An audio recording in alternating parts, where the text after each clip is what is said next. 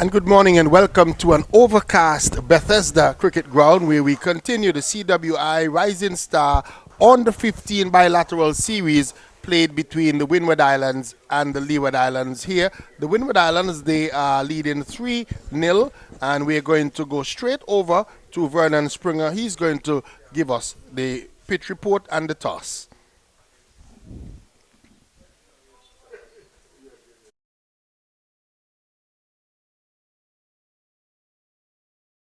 Good day and welcome to this lovely Easter Saturday in the southern eastern part of Antigua and Barbuda. We're in St. Paul's in Antigua, and we're in the village of Bethesda, the home of one of the test players, Gavin Tongue, also Anthony Martin and Kelvin Pittman, who would have also represented the West Indies team. But it is a Cricket West Indies fourth round action, and we've moved from Coolidge to Bethesda. We have the captains in the Windward Islands captain and also the Leeward Islands captain. The home team captain Farrell will flick the coin, and we have our match referee today, Bernard Joseph, and our standby umpire Melissa Laurie. Let's see if the luck will go somebody's way today. Farrell goes. Heads is the call. Heads is the call. It's a head. It's a heads. And I wonder what is going to be happening. Mr. Joseph, good day. Welcome. What is going to be happening? Are we going to bowl first? So the Leeward Islands will be batting first today. Talk to me. Any changes in your squad? Yeah. Three. Oh, so we got 3 changes now. How has the tournament been going so far for the Windward Islands? I know you're leading the series 3-0, but are you guys satisfied so far? I'm not that satisfied. There's a lot more things we can work on. All the best today, my brother. Thank you. All right, so we're going to be speaking to the Tropical Wave Leeward Islands captain, Caris Farrell. Caris, Leeward Islands batting first for the first time in this competition. Talk to me. We would have liked to win the toss, and of course, I think we would have bat first today. So I don't mind with their decision. All right. So all the best to you, skipper. Go and get a good knock today. Thank you, sir. All right. So you heard it there. The Leeward Islands Tropical Wave will be batting first. Now, what can we say about the weather? It is a lovely sunny day here, and 360 will be bringing the action to you live and in living color from Bethesda.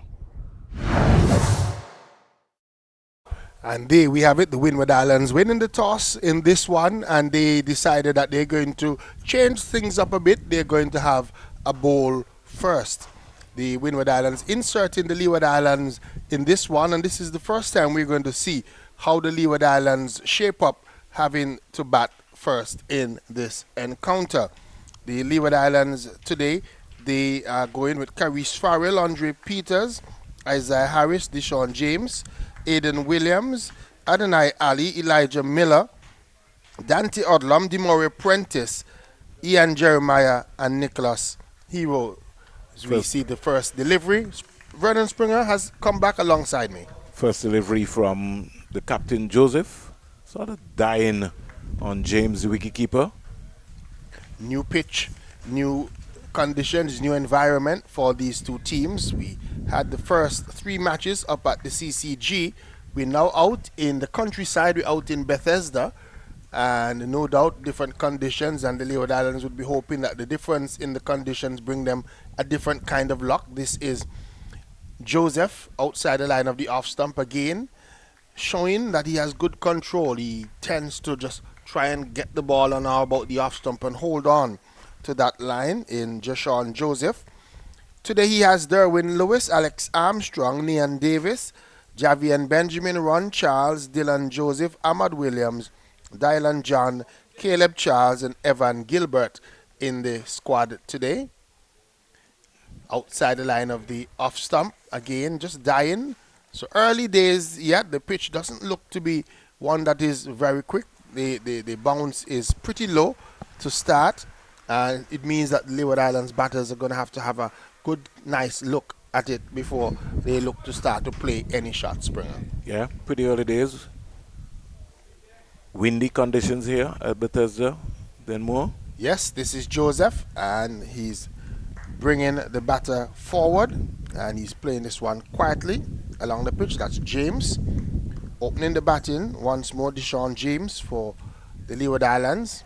And we still see Caris Farrell at the top, so the Leeward Islands management sticking with their captain Caris Farrell at the top. I guess he's selected as the opening batsman, so he'll have to carry that responsibility. James gets one that makes a little bit more height than we've seen so far in this game, and he's just playing a defensive shot into the offside field, no run.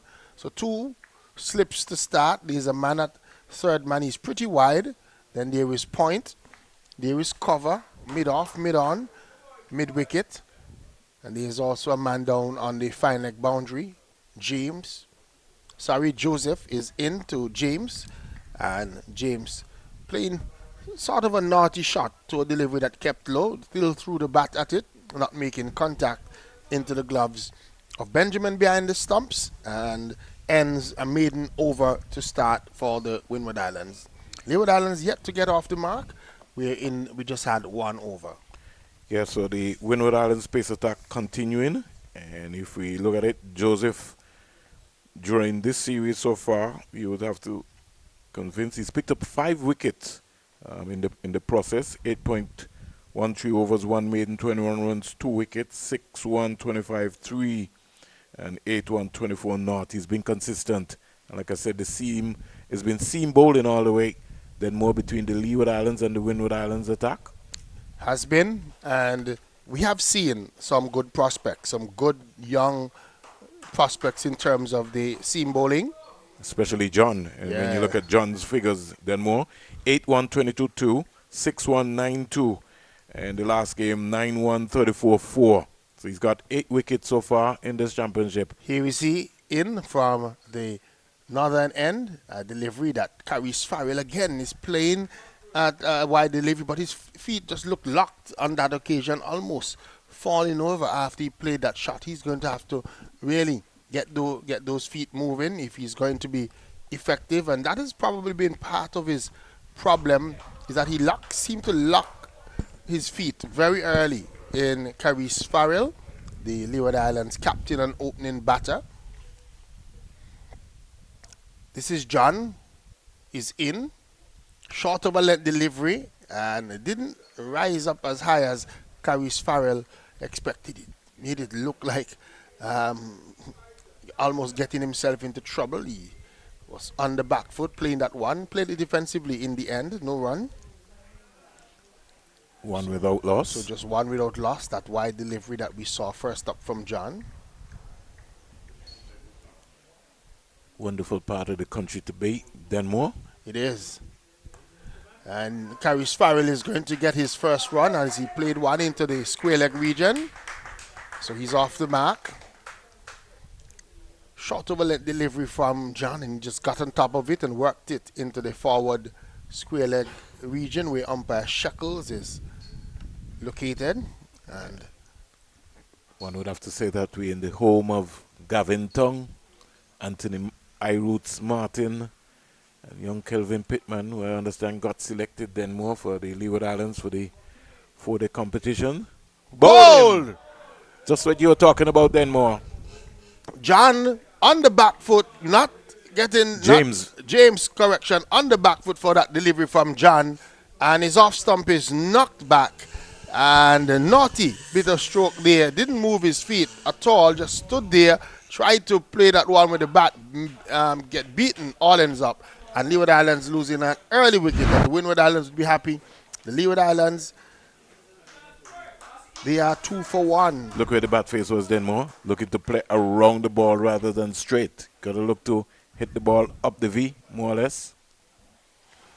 Sort of in swinger, but when in swinger, you got to be as tight as possible. His feet were both literally together on the crease, not pushing out for that one at all.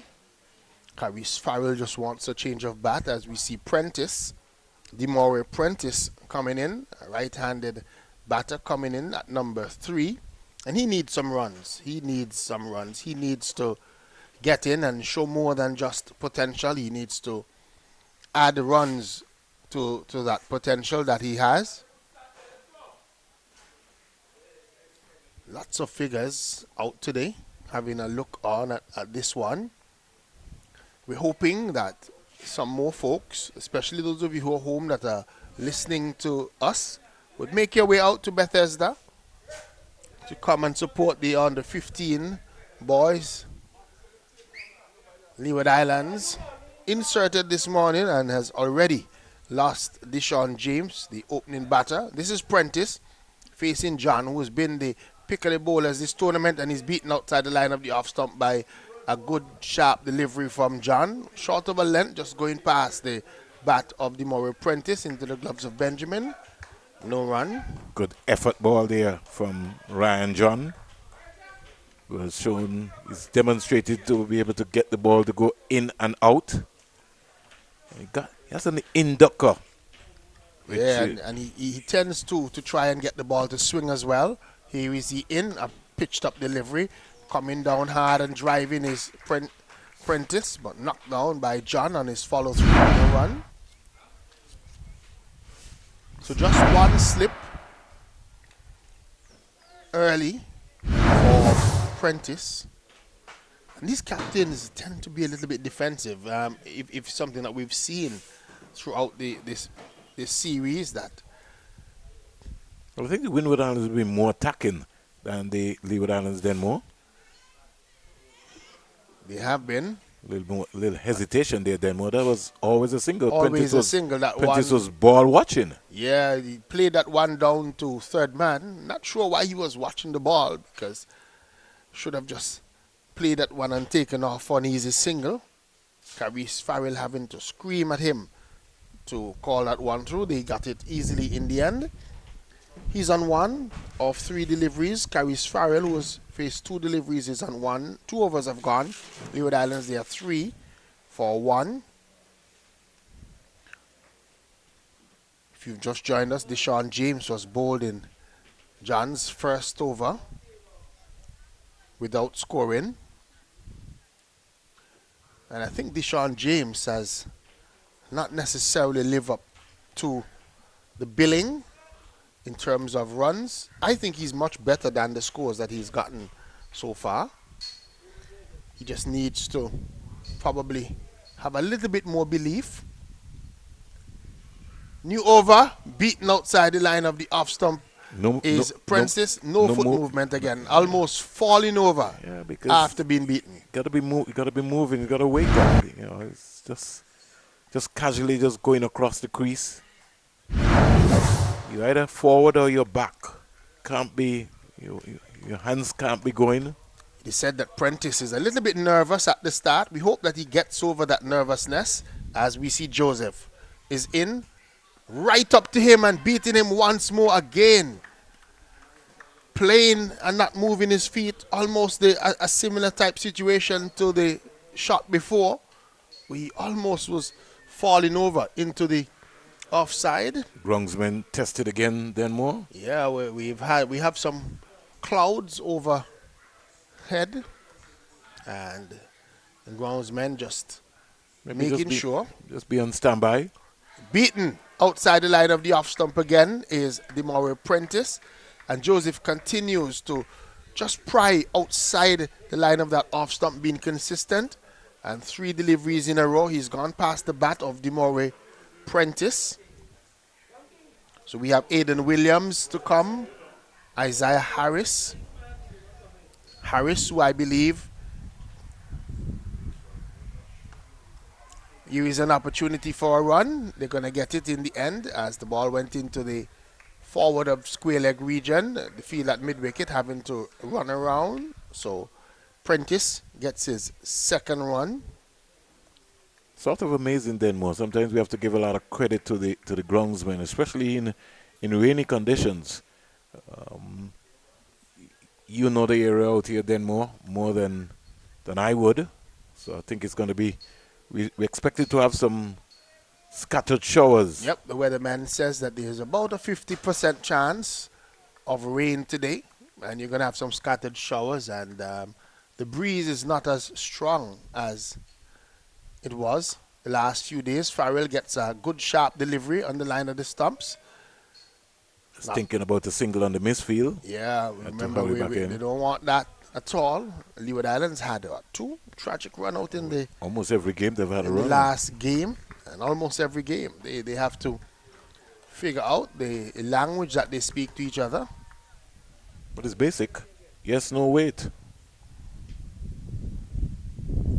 Farrell gets a delivery right up to him. He was driving, not timing it well. The ball goes into the extra cover region. No run. End of over number 3.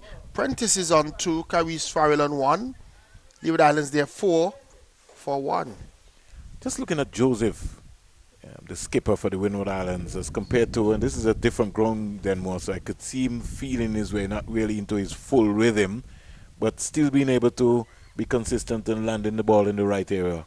Yeah, and he's just been throughout the competition. The number of wickets that he has gotten does not reflect the way that he has bowled. I think that he has bowled very well throughout this bilateral series. He's got 5 so far. And certainly deserves more. This Here is the is danger John man. in, and just leaning forward and playing again is Demore Prentice. I think he can then more. That ball, that line, the mid wicket is sort of deep. He could maybe just allow the ball to come to him a and little just more, stop it. just turn it. Yeah, Yep. rather than trying to go for a big drive. Just I think allow he's the ball to stabbing. come to him. He's sort of stabbing at those deliveries rather than allowing them to come onto his bat. He faces up now as Dylan John is in, and this time he's playing confidently defensively. John feels his own bowling, no run, still 4 for 1. Early days, we're in the 4th over, within the first power play, the first 10 overs. Every now and again, Denmore, John bowls an effort ball. He bowls something that makes you have to be on your toes, on your cues. It's either going to be an in-swing or a short ball. He's not afraid. He's coming up, attacking those stumps all the time. Effort ball there, attacking the stumps of Demore Prentice, and Prentice is equal to the task, plays it defensively. Back along the pitch, no run. Just one slip in, and the man at third man, who's pretty wide, he has a point, cover, extra cover mid-off, mid-on, a man at mid-wicket, man down on the long leg boundary. This is Dylan John. He's in and edging, and it's coming down to the third man region. The fielder comes across. Joseph. Left-handed Joseph gets a throw in. And I was just about going to comment on Armstrong at first slip, Denmore. I think that is something that, as the process goes forward, the keepers are going to have to understand. You're going to look to see where your first slip is. Most of the fielders tend to take a shortcut. They're either in second slip or third slip. If you're at first slip, you're at first slip. Certainly, agreed with you. This is John in, and this delivery again turned away into the leg side region, straight to that man at mid wicket, no run. Don't like the approach by Farrell. It's a new ball, and Farrell is trying to play around his pads. He'd be advised to hit the ball down to mid-on. He's locking his feet and just playing around those pads. Always makes him a candidate for leg before. Here is he facing, and he's forward and driving, but straight to that man standing at cover, no run. Brings up the end of John's over. At the end of it, 4 overs gone. Leeward Islands, they're 5 for 1. Prentice is on 3, and Caris Farrell is on 1. And as we talk, then more, we say good morning to the folks in Anguilla, Nevis, St. Kitts, St. Martin, Dominica, St. Lucia, St. Vincent and the Grenadines, Statia, Sabre, wherever you're listening to us. And today is the start, then more, of the 53rd edition of the Carifta Games. Yeah, they should have already started. Started 9 o'clock this morning. 9 o'clock this morning with some preliminaries. Yeah, we'll be looking for some results pretty early today. Yeah, we're hoping in these parts that our athletes from St. Martin and St. Kitts and Nevis and Antigua and Montserrat, that they do well at these games and look to be amongst the medals that are in contention. It should be a good games. Come back I to think that. they said they have some 950 athletes. Here is a delivery that Prentice is driving. The ball left the bat in the air, but falling short of that field, that extra cover. Didn't feel it, and they're able to come through for a single. Last time, Denmore, 2015, Grenada would have won 13 medals overall. 2 golds, 6 silver, 5 bronze. They will be looking to go a lot better this time. They have a team of 74 athletes, being as that they're home. I'll come back to that. Joseph is in and playing this one, scrape the wicket. Is Caris Farrell is going to get one. He wants to. He's coming back for the second run and gets it in the end. Again, not turning as I would like to see him just shoot the bat in and look to go. He almost took a 360 turn there, or 180 turn. Would love to see him do some of the fundamentals a little bit better. Here we watch as he's pulling over the mid-wicket region. He's going to get runs here, gets one. Ball is running pretty close to the boundary. Didn't time it as well as he wants, so he just get 2 for that one. But he would feel a lot better about himself, getting a couple of opportunities to score. Takes his personal tally onto 5-10 for 1 in over number 5. I would love to see Caris Farrell get in, stay in, and see what he's made of, what he's really made of, Springer. So long they're still, Joseph just not finding that rhythm. Farrell is driving through the offside. He's going to get runs here. Probably 2 more. The ball just pulled up just short of the boundary at extra cover. And 2 more runs to Caris Farrell. So this has been a good over for him in terms of scoring runs. He's on to 7. 12 for 1 in the 5th over. And the overnight showers then more on Good Friday. The outfield, just once the ball's past the 30-yard circle, a bit heavy. He's getting a Yorker-led delivery once again. He's just digging it out this time. Straight to that fielder. That looks to be Nian Davis, is it? Oh no, that's John standing in that extra cover region to end the over. The end of it, the total is 12 for 1. Prentice is on 4. Caris Farrell is on 7. So, despite the loss of James, Leeward Islands just looking to repair their innings with Prentice and Farrell. Just continue with the medal count, then more from 2025. St. Lucia, the home of the Olympic champion Julian Alfred, they only won 4 medals overall. 2 gold medals, 1 silver, 1 bronze. Then we had USVI with 2. Barbados with 14, 1 gold. And Dominica with 1 goal as well. BVI with 3. New over starts and he's driving. The ball left the bat in the air and there could be a run out here. He's diving back into his crease and he's given out. So Prentice is run out again. Mix up between the Leeward Islands batters. He played that one back over the top of the bowler. Took off running the ball. Went straight to the fielder. He's gotten almost to the point of no return. Tried to get back into his crease. And let's just look at it. Well, looks to be short at this moment. We'll see. The ball comes. He's diving. Well short of his ground when the bails were removed. So heartbreak for the Moray. Prentice run out once again. And I said it earlier, the Leeward Islands, they're going to have to sort out their language. They're not speaking the same language. Yeah, run out almost like a cardinal sin in the process. Aiden Williams. For some reason, Springer, no seems not to be a part of their vocabulary. Going to have to sort that out. Aiden Williams has come out though to join his captain in Caris Farrell. And Aiden has looked good in patches in this tournament. Top score of 33 of some 43 balls. But nobody's really gone on for the Tropical Wave Leeward Islands under 15 team.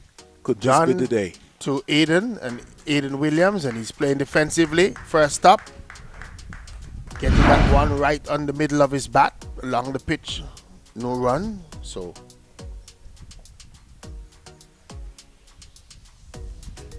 Leeward Islands, they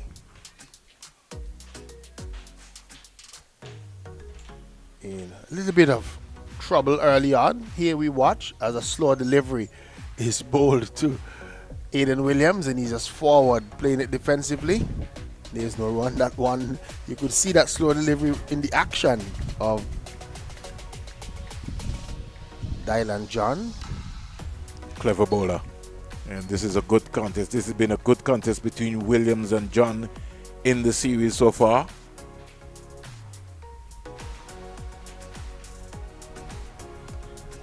His delivery is driven. Honing in at those pads then more. Yeah, always trying to attack those pads is John. Very consistent in terms of his bowling. Always looking to attack the stumps. And as you said, every over he has that effort ball that he puts in. Our scorers have inadvertently tried to give him that run out. Here is he beating Aiden Williams outside the line of the off stump. That one came through very quickly to Benjamin, who couldn't hold on. Ball went behind him by his signal. That one was a little bit sharper. That effort ball that I was talking about. That one touched down on the seam. Surprised him. He's got to keep his eyes on the ball all the time. That maybe just nicked the edge of the bat. That was supposed to should have been expected to take. Yep. We see Prentice still looking very disappointed below us here. This is John, who would be happier than Prentice. Slower delivery, and Karius Farrell is trying to play this one through the offside again. No run. I think the common thing here then more the fundamentals are going to be key today in fielding. Bit uneven ground. It's not the same as the Coolidge cricket ground, so the players have to make that readjustment. Yes. And be able to watch the ball all the way. 6 overs gone, 13 for 2. No boundaries at all by the Leeward Islands as yet. Shouldn't necessarily be worried by that. They just need 1 or 2 of their batters to get in. The boundaries will come. Somebody got to spend some time at the crease. You tend to think that after the first 10, 12 overs, then the lesser bowlers will come on for the Windward Islands, as we've seen. Here is he outside the line of the off stump, beating Aiden Williams again is Joshawn Joseph. That delivery that just touched down on or about the off stump and just shaping away from the right-handed batter. Held his line consistently. Joseph just settling into his own rhythm. Aiden Williams, the son of Stuart Williams, he gets a delivery that he's playing back along the pitch. Bowler feeds his own bowling, there's no run. And I'll tell you a story about Stuart Williams. He made a century that I didn't see a ball, and I was at the game. You're wondering how that happened. You were on your way to the ground? No, I was in the grounds, but I didn't see a ball of it. I'll tell you the story. His delivery is driving at one outside the line of the off stump. His left foot came straight down the pitch, but he's driving away from his body, was Aiden Williams. It was that same trip when myself and Kenny Benjamin went to, Montserrat. Oh, okay. We didn't sleep the night before because of the shaking of the house. And so we decided that we were going to take a 5 on the stand. Stuart Williams was lying down on the stand. And we took a 5, and then when we opened our eyes, Stuart Williams was still there lying down. This delivery, he's striking him on the pad, and he's out leg before. Umpire Shackle sends him on his way. Aiden Williams is out leg before without scoring, and the Leeward Islands in trouble. They're now 13 for 3. Let's have a look at that one. Yeah, Joseph on the money. Williams came down, missed it. Hit the back pad. Hit the back pad, just about knee roll. And we got to get that bat in front of the pad. No way that ball is supposed to be even looking to hit your pad. Got a bat, get your bat in front of your pad. Play that ball. So he's walking back without scoring. So just to end the story, a little old man came up to Stuart Williams and said, "Well played, Stuart." When we asked, our 5 maybe was a 10. Stuart Williams already batted, made 100 and was out. We didn't see a ball, myself or Kenny Benjamin. Down there in Montserrat, Nevis versus Montserrat. And they said he really played. Well, we heard that he played a really magnificent innings in that one. We didn't have the pleasure of seeing a ball and we were in the grounds. But it's going to be Isaiah Harris who comes in to join Captain Carice Farrell, as Aiden Williams looks very disappointed. Got to play the ball with your bat, son. Got a bat in your hand. You get your bat in front of your pads. That's important. Not sure if he's disappointed at missing that one. That was on the line of the stumps. Or maybe he thought something else might have happened. 13 for 3 though, the Leeward Islands. Isaiah Harris scored 33 in the last game, then more. 35 balls, 5 fours, 1 6. And he had looked good before he got himself run out. Yeah. There was a mix-up between himself and Dante Odlum. Scored 23 in the game before, 40 balls. So he's shown the appetite that he can bat long. Here is he beaten outside the line of the off stump by a Yorker length delivery. Again, just holding its line from Captain Joseph. And through to the wicketkeeper, no run. And himself and Dante Odlum should have grown up in the same village of All Saints. And I think that they go to Carice Farrell. 2 more runs to the Leeward Islands, 15 for 3. Not sure why again we saw when Carice Farrell was turning, it almost looks as if he was stumbling. It's about balance. Just has to balance himself at the crease. That is always going to be key, very important. Little bit of work maybe for Coach Jakes Taylor and mentor Stuart Williams. He's leaning on one though and driving it up on the onside, gets 2. Heavy outfield here.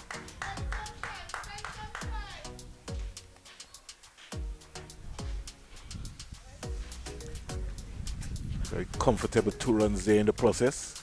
He has to get in and stay in. I think that he's going to be critical today for the Leeward Islands batting, Captain Carice Farrell. And this is an opportunity for him to get himself some runs. Has struggled so far. Carice Farrell.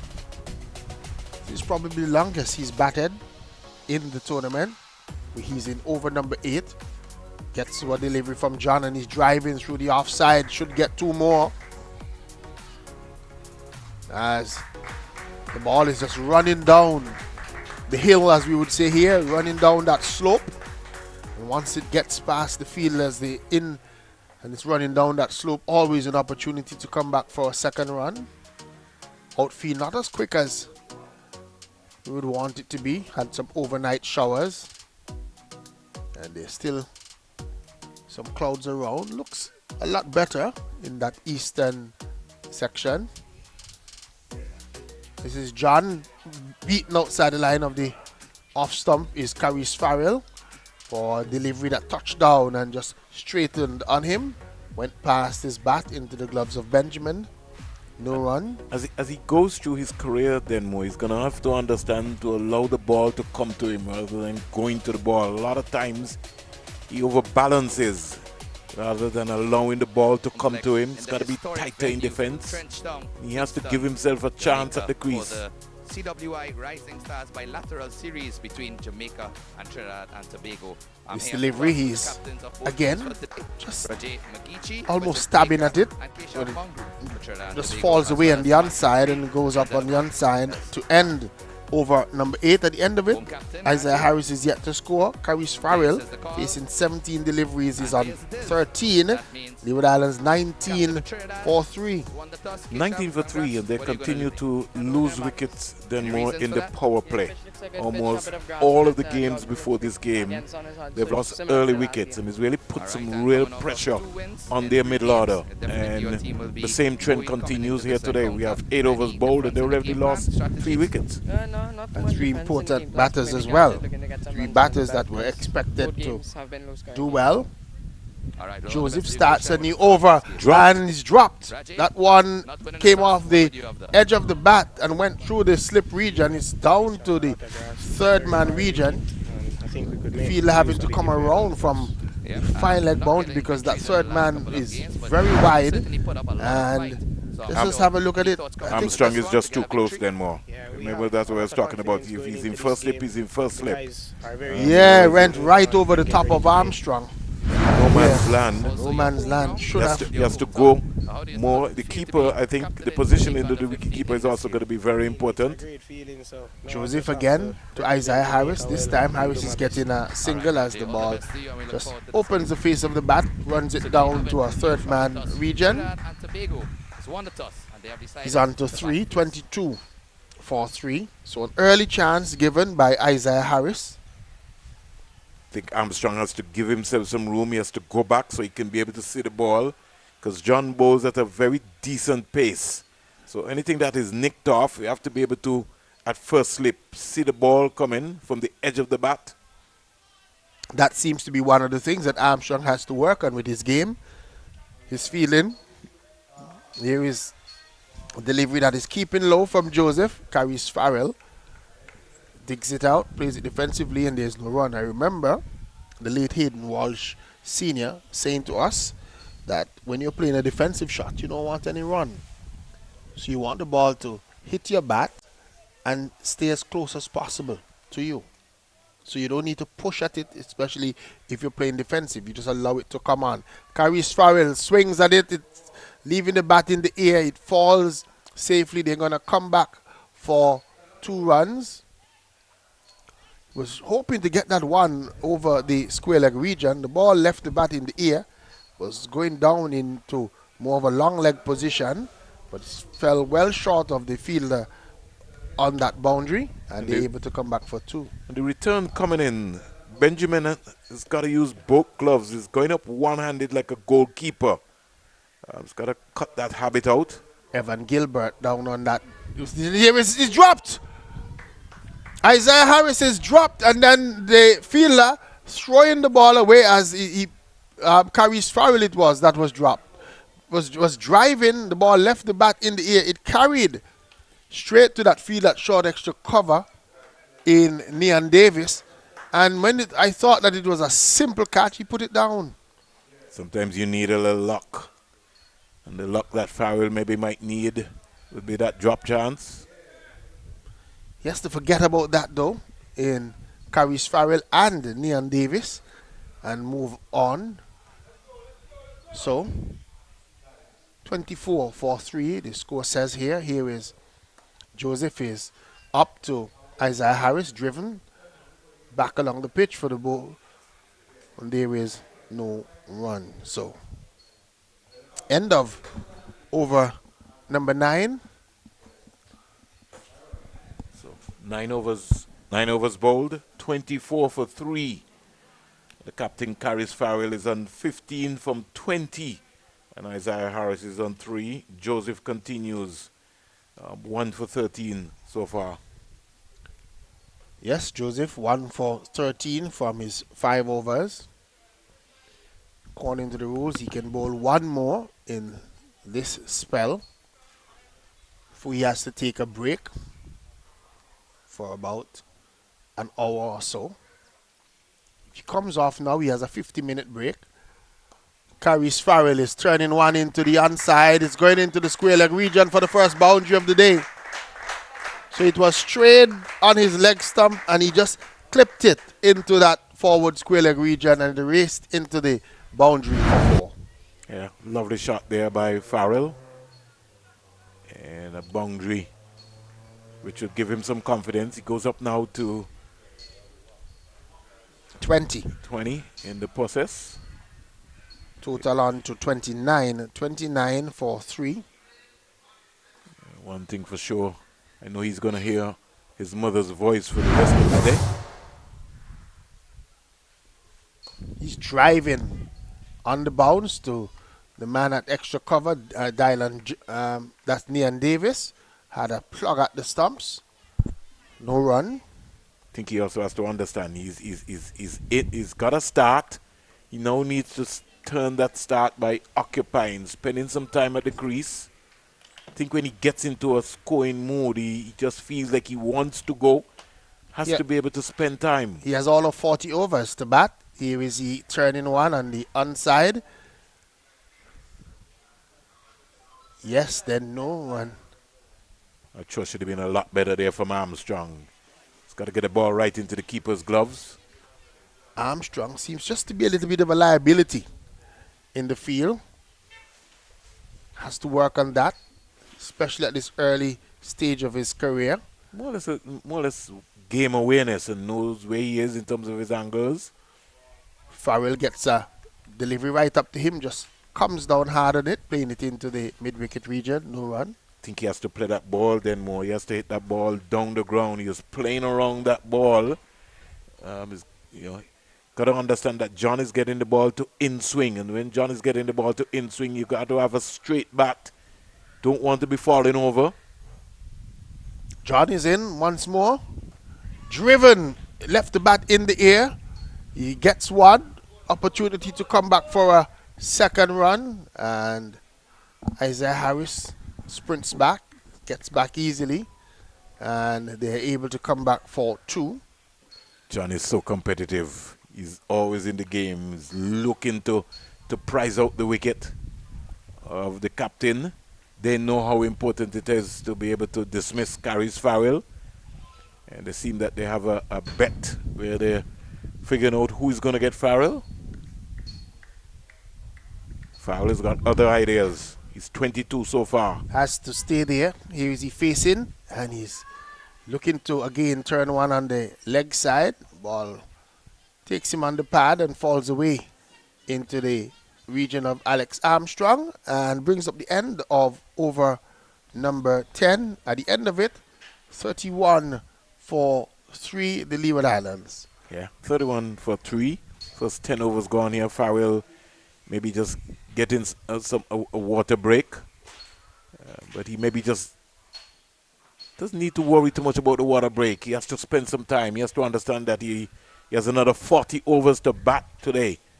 And the only how you make runs is when you spend time in the middle.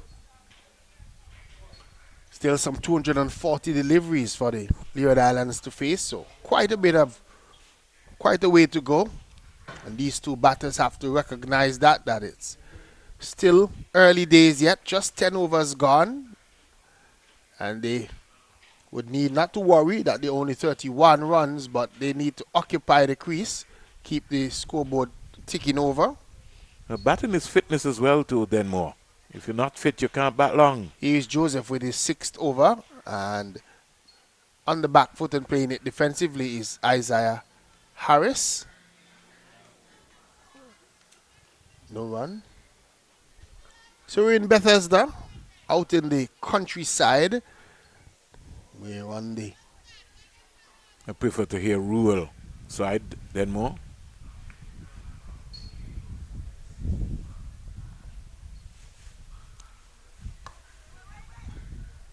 Folks from out here would tell you that they're not any rural, they're country, but they will argue that point. But out in the village, the fans are a little bit closer today to the players, and opportunity for folks in this part of the country to come out and support the under 15. It's a bilateral series, a 5-match series between the Windward Islands and the Leeward Islands, as we see Harris getting another run. So still to come for the Leeward Islands, we have Andre Peters, Dante Odlum, Nicholas Hero, Adonai Ali, Ian Jeremiah, and Elijah Miller. This is Joseph, and this one is swung away into the square leg region for 4. It was pulled down offline and just helped on its way down to the boundary for 4 by Caris Farrell. Second boundary of Farrell's innings and the second boundary of the Tropical Wave Leeward Islands under 15 team today.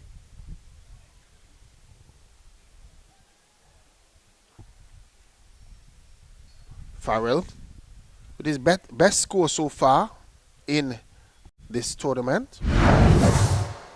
Faces up now as Joseph. And he's driving and out caught. This time, Davis takes the catch. Farrell was driving the ball, left the bat in the air. It went quicker this time to Nean Davis, but he was equal to the task this time around. Dropped the easier one earlier, but this time he took the catch. Farrell goes. Leeward Islands losing their 4th wicket. And if you look at the replay here, Denmore, just want you to look at Farrell's movement.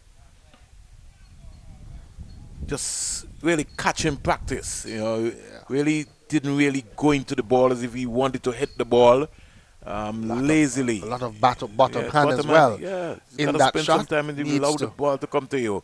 So Leeward in more trouble, losing their captain for 26 of 27 balls. They're now 36 for 4. 36 for 4. Brings out Andre Peters, somebody who has not looked up to the task in this bilateral series so far, if we're being totally honest. I think he has played well below his potential, well below his ability in this tournament. But this is another opportunity for him to get in for the Leeward Islands and look to score some runs for himself.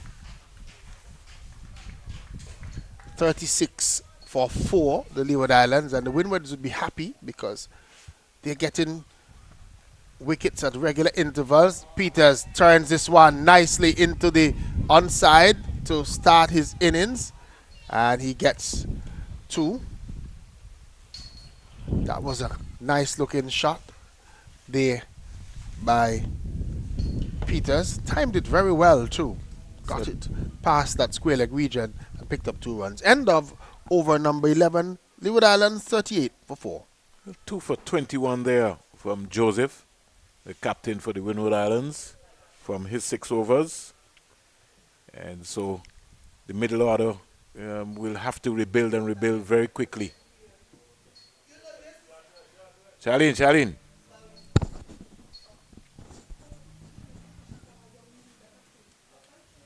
11 overs been bowled.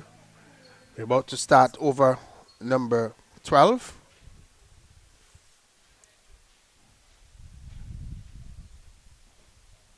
John is so far 2 for 16, it says. Look the positioning again, Denmore, of the first slip.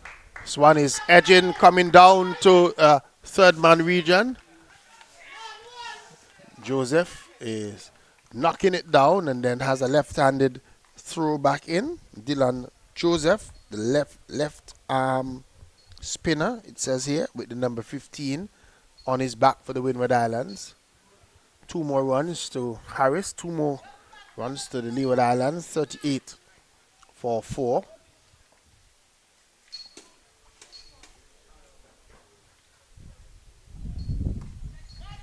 Swan is steered away down to a wide backward point position just for a single.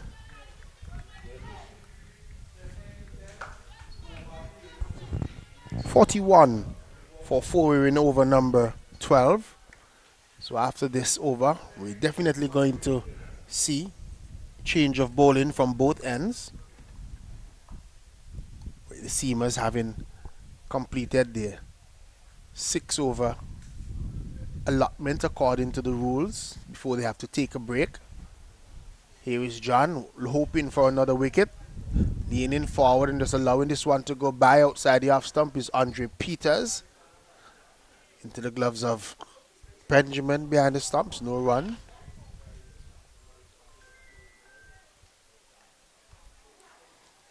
.41 for 4. Run rate at 3.57. But I don't think the run rate is really much important now, Denmore. I think they're going to be able to, somebody has to spend some time at the crease. Definitely. The Leewards are going to need somebody to spend some time at the crease. And we've seen the Leeward Islands bat quite a few overs in the matches before. So they have the ability that they can occupy the crease. These 2 batters here, Isaiah Harris and Andre Peters, just need to tell themselves we are those two players that need to stay at the crease for a long period. Peters is just playing one defensively again into the offside field, no run. But again, from Peters, the stride not coming out. You know, you got to lead with your head on your shoulders, coming out onto the front foot confidently. Peters, who retired hurt in the last encounter.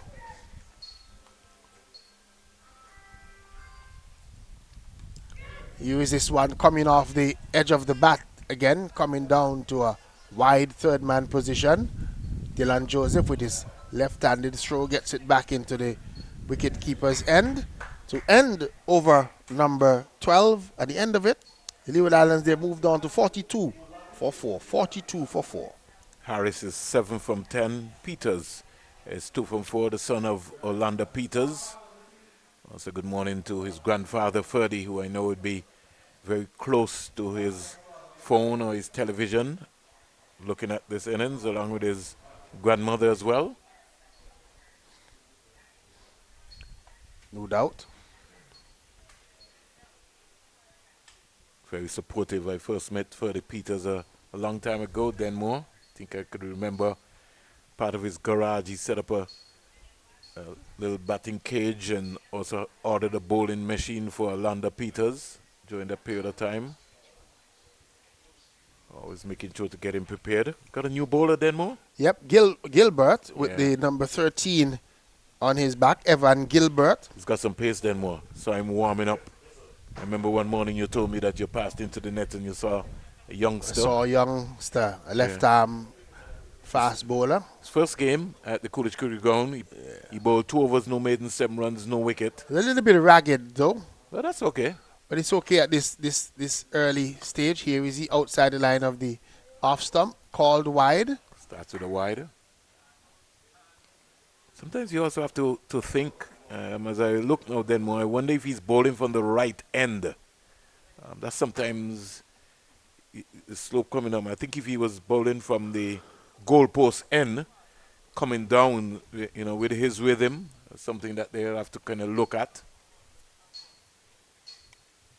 He's changed his line of attack and round the wicket, but he's bowled it much wider. This one runs down into that third man region, four wides. So that one was really, really wide, and Benjamin couldn't get anywhere close to that. Neither was that fielder down at third man. And so 3 runs, we would say here, for the Leeward Islands. Yeah. There's a little slope, Denmore, and I don't know if he's comfortable going up the slope. Same thing happened at the Coolidge Cricket Ground. You spoke about him coming up the hill. Another wide delivery again, going past the wicket keeper. This time it's not as fast as before. Benjamin has to keep his eyes, get his eyes on the ball. Harris is just ambling down. Yeah, and they were having a throw at his stumps, and his back was turned, wasn't paying attention. I just find a movement in the wicket keepers these days, Denmore. They look like they only want the ball to come right into their gloves. They don't want to do anything else. Got to put your body on the line. You're a fielder. So you got to keep your eyes on the ball for a long time. Caris Farrell, the wicket keeper for the Leeward Islands, having a look at you there. That includes Farrell as well, too. Not in approval of what you're saying. Here's this one is worked away down the hill into that mid-wicket region. They get 2. So 2 more to Andre Peters, 2 more to the Leeward Islands. The 50 has come up for the Leeward Islands. 51 now for 4.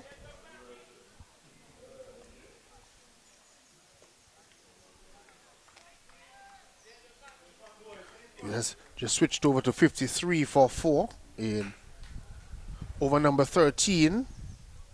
And another wide delivery from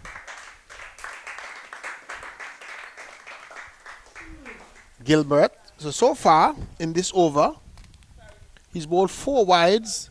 So just 1 legal delivery so far. He's already delivered 4 wides in this over. decided to switch his line of attack and come back over the wicket. Outside the line of the off stump. Could have been called wide. Umpire Shekels satisfied with that one. 54-4-4. The end of this over will give you the scorecard of the Leeward Islands so far. His delivery is a better delivery from Gilbert on the line of the off stump. Andre Peters just leading forward, played it defensively, no run. If you're just joining us, the Windwards won the toss today and inserted the Leeward Islands.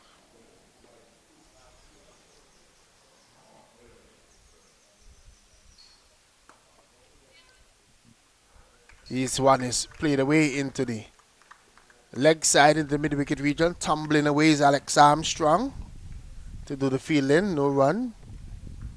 I thought, though, that the Windwards might have had the thought process of maybe hoping for some of their batters to pile up some more runs. I was a little bit surprised when they chose to field today.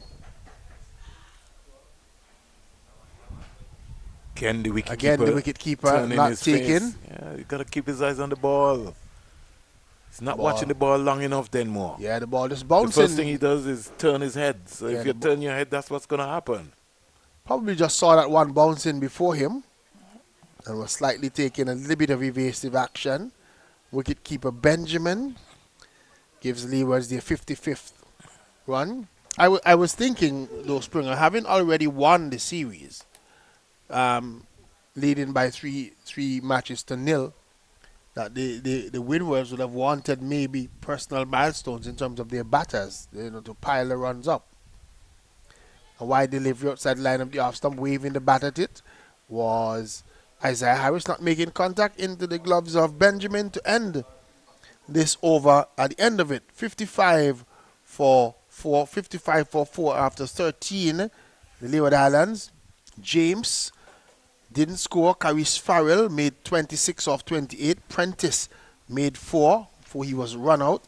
And Williams, LBW, without scoring. Those are the batters out so far for the Leeward Islands. Isaiah Harris and Andre Peters are the two batters at the crease. Harris is on 7, Peters on 5. 13 overs have been bowled. And we see another bowling change at the far end. The number 4 on his back is Caleb Charles, is going to come into the attack from the northern end. Almost like an Odean Smith approach. Charles, his first delivery is bang on target. Playing defensively is Andre Peters into the offside field. No run. Technically, that was well played there by Andre Peters. This is something that they'll have to learn. Same thing with Harris. Harris tends to want to feel, bat onto ball. He's going to allow the ball to come into him. The ball before then, more in that last over, just going at a wide ball. No need to got that. Just pick the line up. Again, Andre Peters gets a delivery from Caleb Charles that he's playing defensively into the offside field.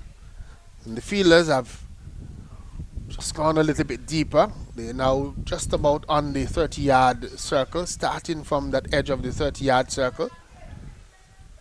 The Windwards fielders. I think the Windwards recognize that this slope here is going to play a role. Here is he beaten outside the line of the off stump. No deviation at all. None whatsoever. It didn't look as if he got close. It just looked as if he was beaten. Benjamin is very annoyed, but don't think he nicked that. He'll have to catch the next one that comes. So, I was saying that recognizing that there is a slope here, quite an appreciable slope for here at the Batters Field, the captain in asked the fielders to start on that 30-yard circle and not get too close. Charles is in, and Andre Peters is driving. Didn't lean into that. It didn't lean into that. Didn't lean into that. The head and the shoulders needed to lean in that. It was sort of being in a standing up position, like, really. Got to lead with your head on your shoulders. Come down and stroke that ball. Has to look to score, though. He's driving pleasantly, but straight to Neon Davis at extra cover, no run. Could look to find the gap now. Gap is going to be very important. Yeah, if he gets to the pitch of those deliveries like he did with that one, he would want to score. Andre Peters is dropping one into the offside field, wanted a single. Harris is not backing up then more. He's just more or less just waiting in the crease. Got to be moving. Got to have to back up. We saw Harris getting run out in the last game. You get run out if you're stagnant. If you're not moving, you got to move. You know, you got to go backward and forward. You got to keep moving all the time. You got to be in the game. So, Bethesda pretty busy Denmore. A lot of action in just outside of the ball field here. I was looking to see, I wonder if Gavin is on island. I haven't seen Gavin in a very long time. haven't seen him either.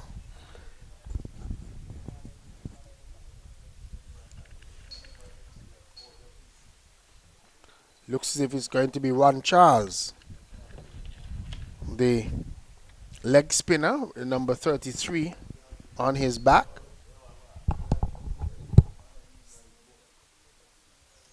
.55 for 4, 14 overs bowled Denmore. Isaiah Harris has spent some time there. He's 7 from 11.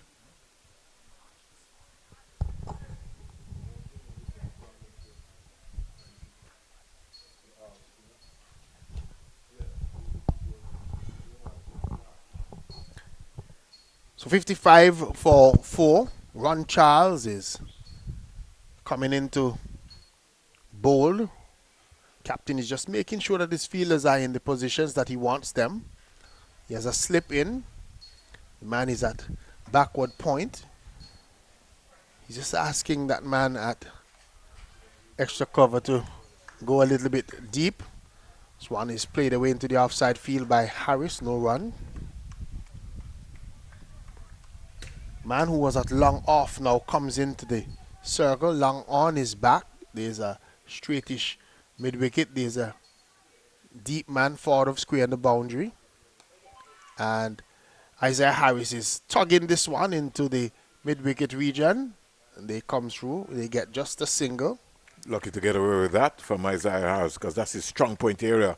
Thought he should really lean into that and smack that away. Had enough time. Got deep into his crease. But sort of looked like he wanted to go into the mid-wicket area. Flighted delivery to Andre Peters, who's leaning forward, playing it defensively. To the offside field, no run. Ron Charles is listed as a leg spinner.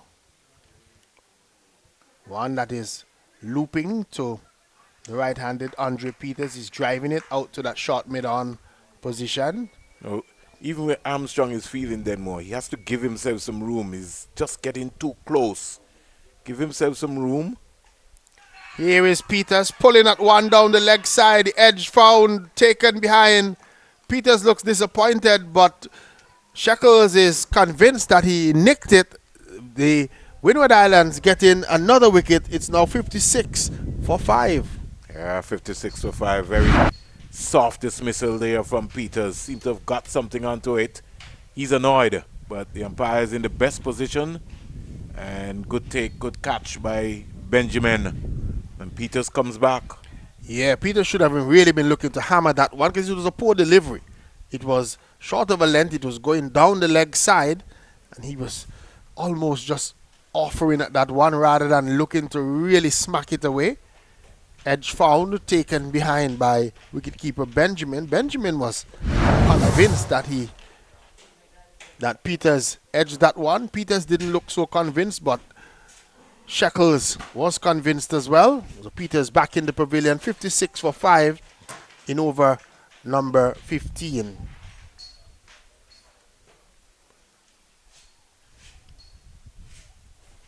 So Andre Peters back in the pavilion. Dante Odlum, who got his first game in the last match. How much did he get? 31 in the last match, Dante Odlum. Yes, he did. Then more. And just looking at Odlum's score, get that for you in a while. Yeah, 31 or 59 balls, 4 fours in the process. Yeah, he replaces Peters, who was dismissed. Caught behind off the bowling of Ron Charles and Leeward Islands at the end of over number 15, 56 for 5. 56 for 5, going at a rate of 3.73. Yeah, 3.73, but they've just lost too many wickets so far. 5 wickets. Bowling figures: Joseph 6 overs, 2 maidens, 21 runs, 2 wickets.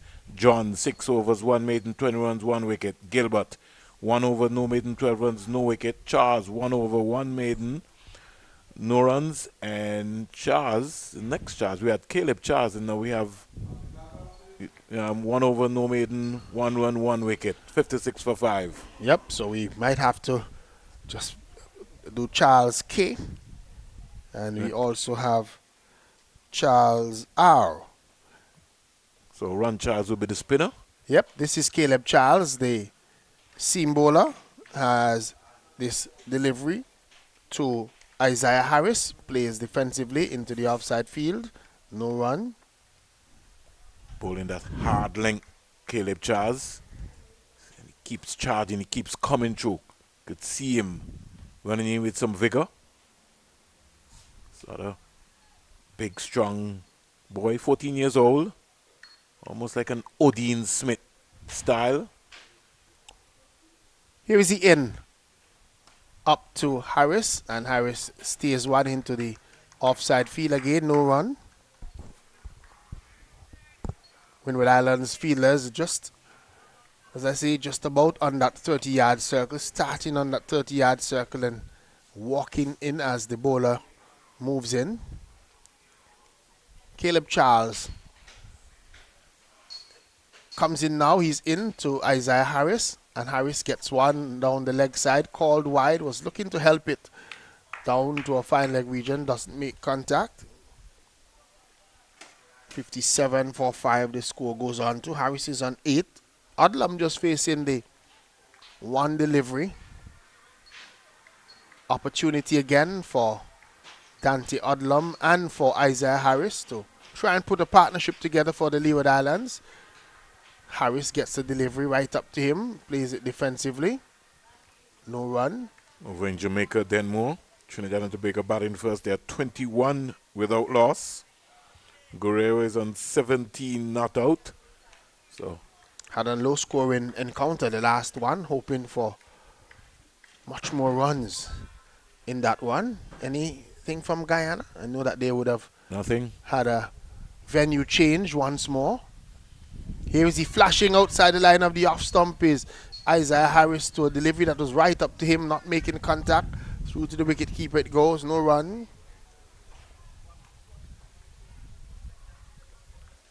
So Nicholas Hero to come, Adonai Ali, Ian Jeremiah and Elijah Miller for the Leeward Islands. Breeze blowing strongly here. I think after this over Denmore we'll have a break. He's bowled him! Played around a straight ball. Missed it completely. Lost his stump. Isaiah Harris goes. Leewards are tottering.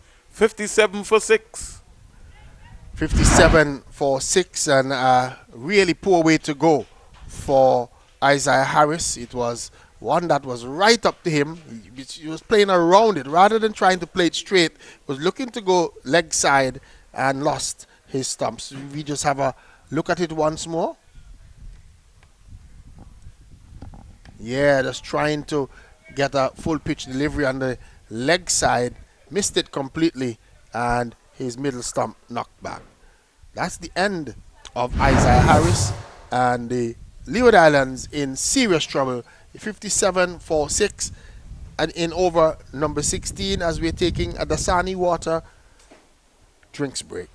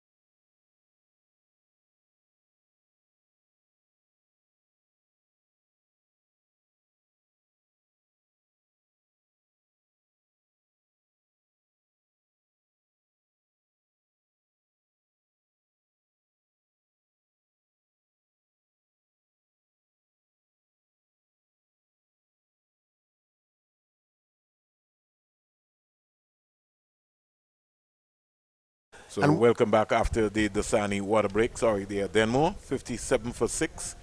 Over number 16 will be completed anytime soon. If I can get Jason to maybe just pull up the scorecard. Oh, Denmore's brought that up for me.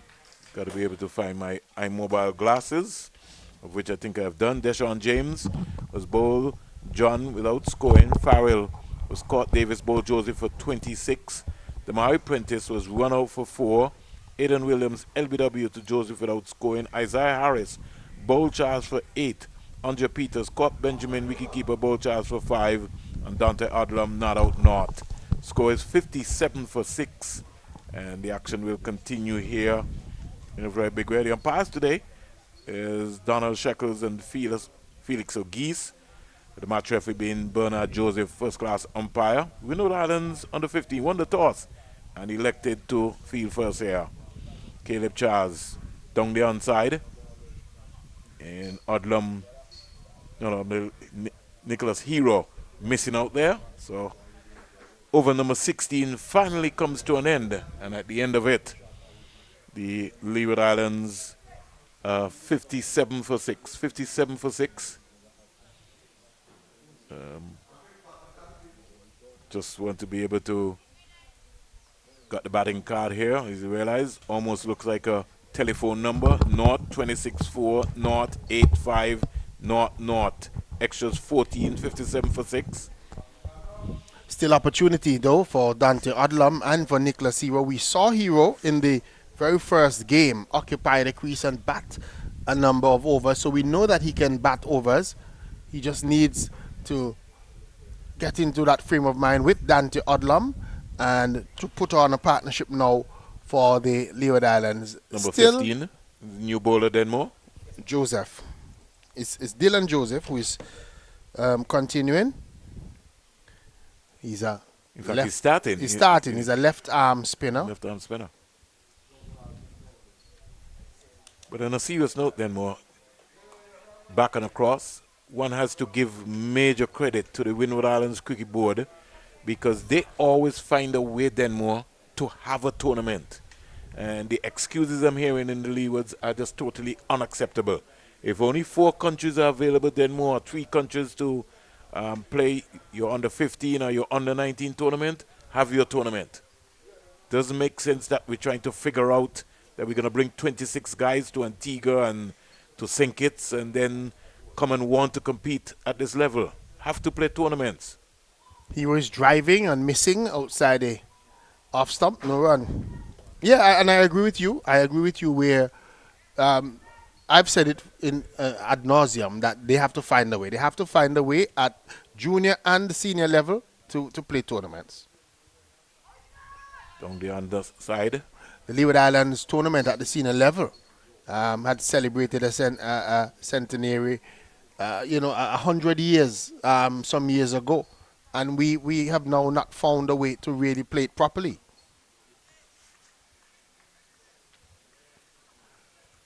We have to do the same with the youngsters at this under 15 level. We got to find a way. Well, it's not just only even the youngsters, Denmore. It's the women as well, too. Sconcho, boundary there by Hero. No, wow, that's a big boundary down there, Denmore. Yeah. Ooh, you almost thought that there was a boundary, but the heavy outfield there. Yeah, heavy outfield. And that one, it went through the fielder, though, at that square leg position, right? Literally through his legs. Had to do a lot, but I'm surprised that he only ran 2. Again, not to the pitch of the ball. He has to stay down. You got to stay down long enough.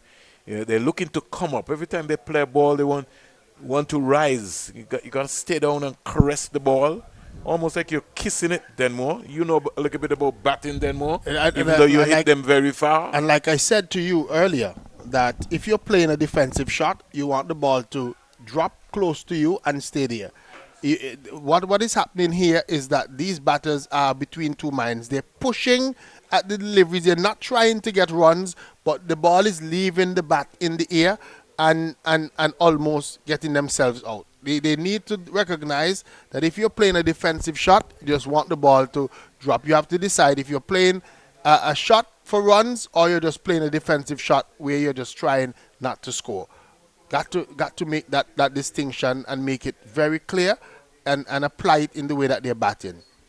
Odlum is going to face up now to Caleb Charles.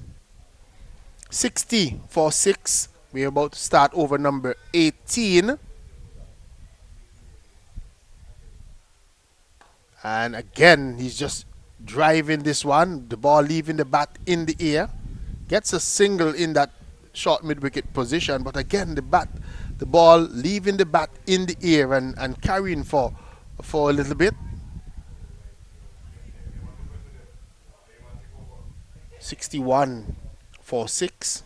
Odlum and Hero on 2. And I was commenting that in that last over, that ball that went through the fielder from Hero should have gotten more than 2. They just ambled 2. Should have really been looking to pressure to get that third. Hero leans forward to a delivery from Caleb Charles.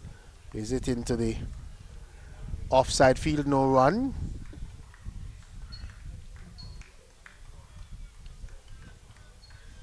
So, clouds overhead. We've lost the sunshine just for a bit here at Bethesda. Caleb Charles in, beaten Hero outside line of the off stump. That one hit the seam and had good carry through to Benjamin behind the stumps. Nicholas Hero, 2 off 8. Dante Odlum, 2 off 3, 61 for 6, the Leeward Islands, after being inserted this morning by the Windward Islands. Hero plays defensively. That's what I like to see in terms of a defensive shot. If you're playing defensively, you just drop it on the pitch. No chance to score. The ball hitting the bat and just falling on the pitch and rolling slowly back to the bowler. No run. But a lot of these batters have been stabbing at those deliveries. This is Caleb Charles once more. He doesn't use that left arm at all. This one is down the leg side, just looking to help it was Hero, not making contact. Skipping across and taking it is Benjamin, no run. I think that Caleb Charles could be more effective if he's able to get that left hand in play and working that left hand a little bit more. Work for the coaches to do. Here we watch as he's in, and a delivery that is driven quietly into the offside field by Hero, and there is no run. Brings up the end of over number 18. At the end of it, Leeward Islands 61 for 6. The toss won by the Windward Islands this morning. We're out in Bethesda. The first 3 matches we were at the CCG. Today we're out in the countryside, rural areas as Springer would say, and we're at the Bethesda Sports Complex, and still the same type of situation where the Windward Islands seem to be on top of the Leeward Islands in this encounter.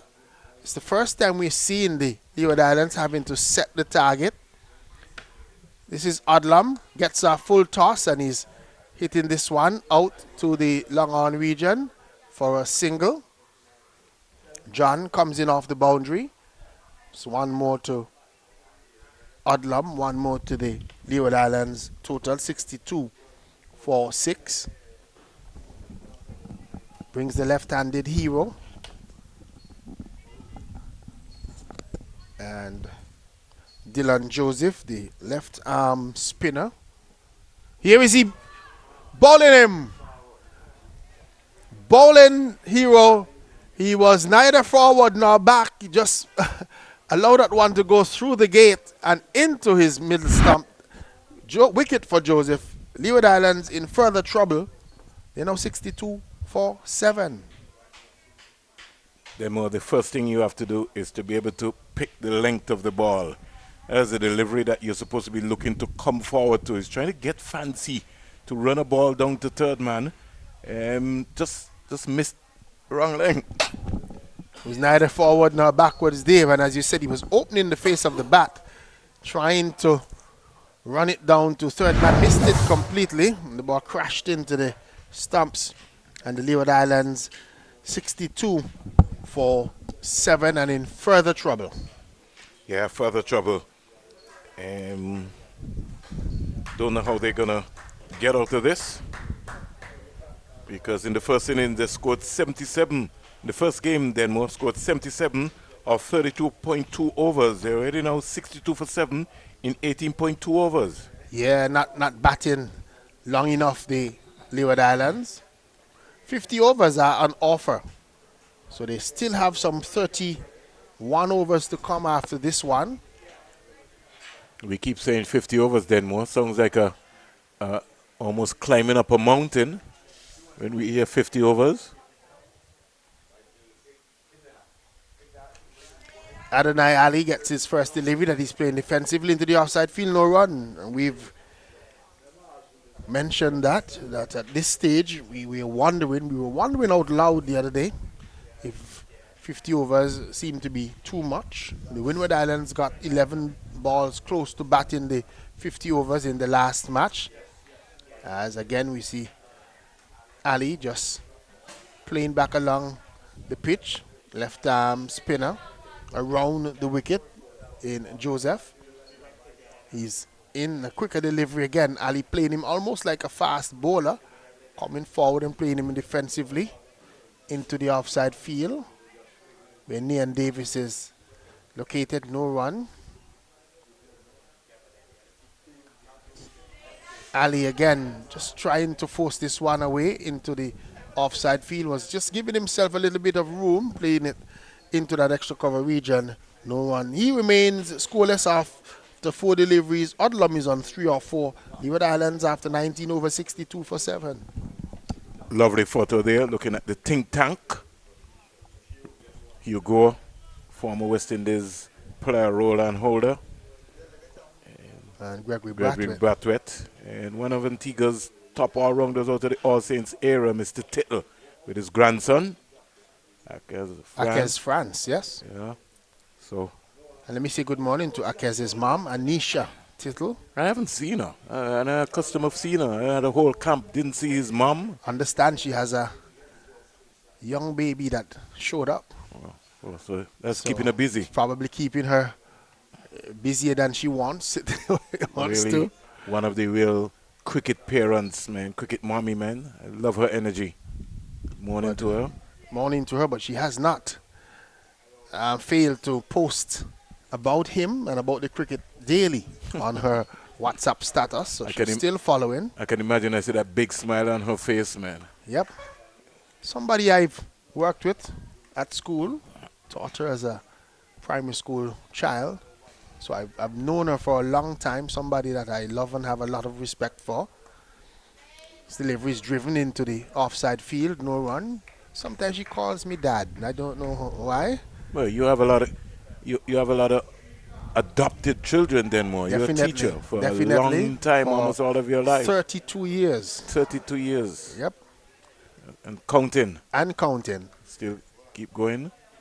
Ali always looks like he can bat then more. Yeah, but like I said, I think that Ali lacks a little bit of confidence. Ali, I think if he really gives it a go, Ali can bat. But he's always a little bit hesitant, a little bit on the shaky side, almost as if he doesn't trust his ability, doesn't believe in what he's doing, and so not producing as much as I think that he can.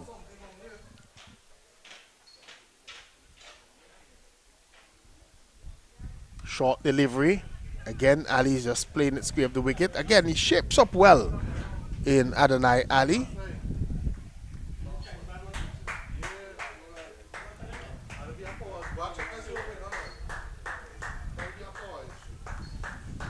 Our technician, Jason the Wiz, just got up out of his exchange room because one of the cameras have gone down here. 62 for 7, short. There's a real positive shot there. Good backing up there. And the running has just been poor. Oh my, how is that happening? How is that happening here? Nobody is communicating.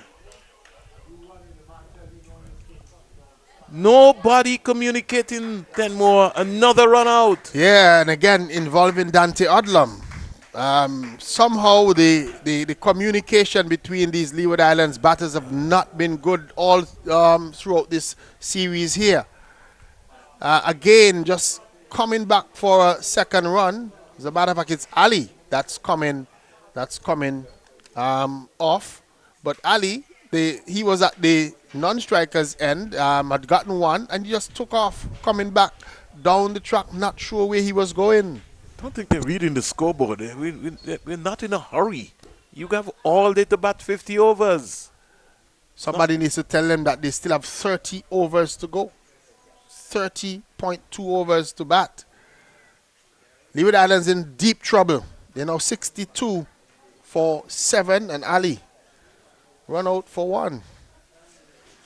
Wow. It's all happening here. Certainly all happening. So good morning to the folks all of the folks in Antigua and Barbuda.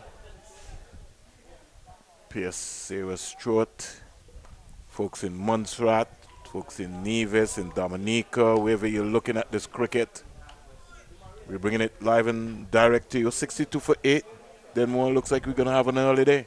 Looks like it's going to be an early day. It's working out for the Windward Islands. They would have inserted the Leeward Islands this morning after winning the toss and would have gotten exactly what they're hoping for. Looking to bowl the Leeward Islands out for a very small score. And the Leeward Islands helping their cause by getting themselves run out.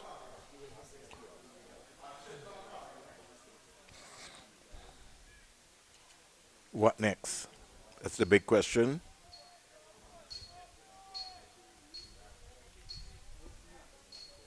Ian Jeremiah is in.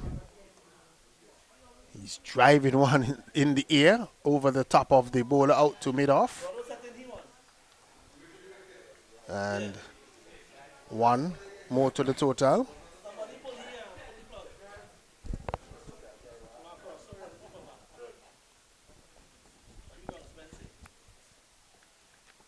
Odlum is pulling one over the square leg region for 4. Gets a poor delivery and really made the best of it. It was short and asked to be hit, and he banged it over square leg 4 runs.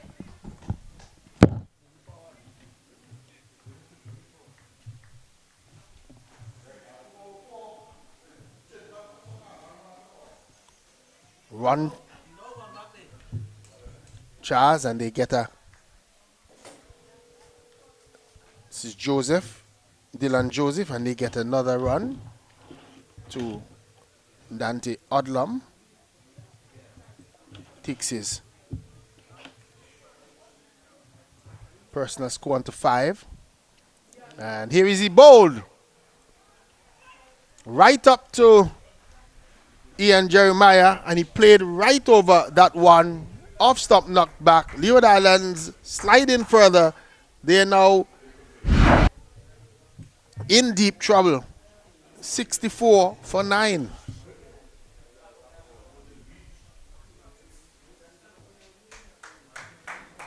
So again, Jeremiah just getting delivery right up to him and played right over it. Off stump knocked back. And Leeward Islands in further trouble. They've lost their 9th wicket.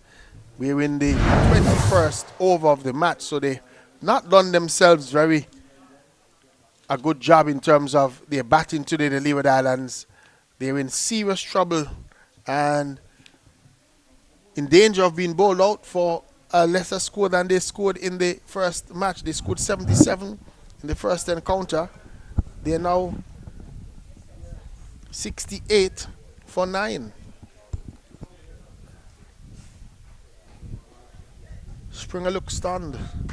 Not really stunned anymore, just more or less we got some fans coming in. And then this lovely sunny day here.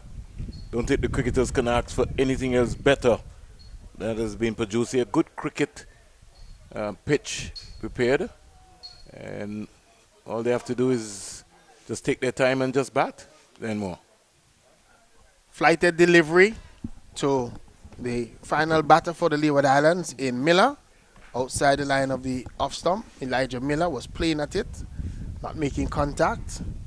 69 for 9 is the total.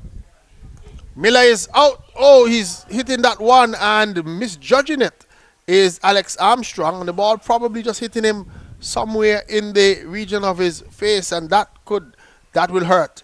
That one thought that he was going to take a simple catch, and he just misjudged it completely.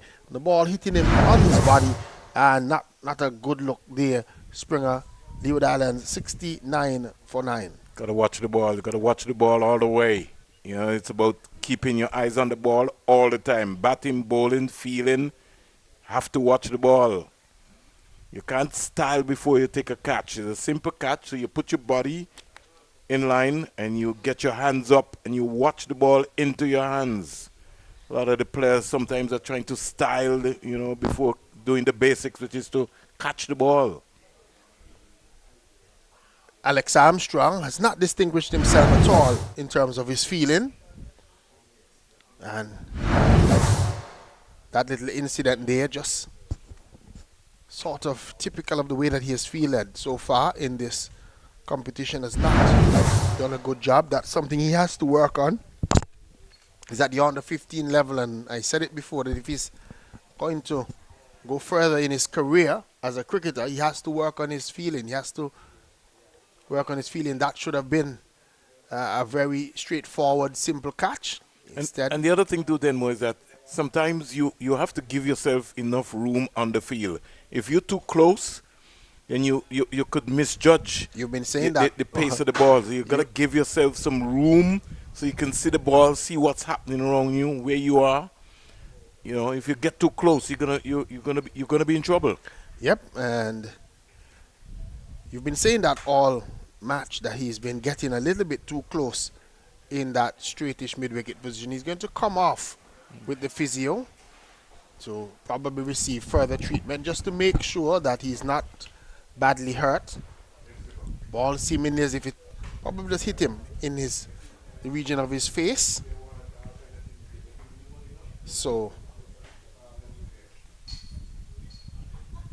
he's off the field, and the score remains on 69 for 9. Odlum is on 9, but he's seemingly going to look as if he's running out of partners, Dante Odlum.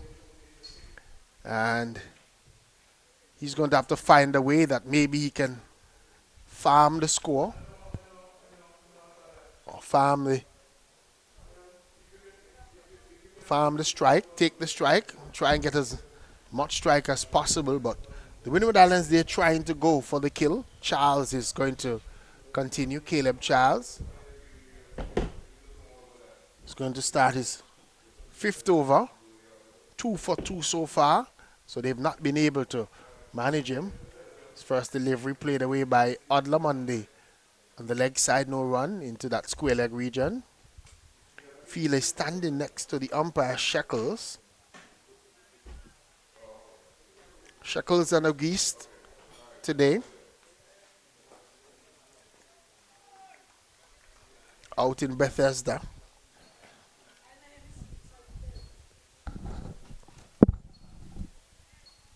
Played away into the played at it and missed Dante Odlum for Charles delivery outside the line of the off stump, no run.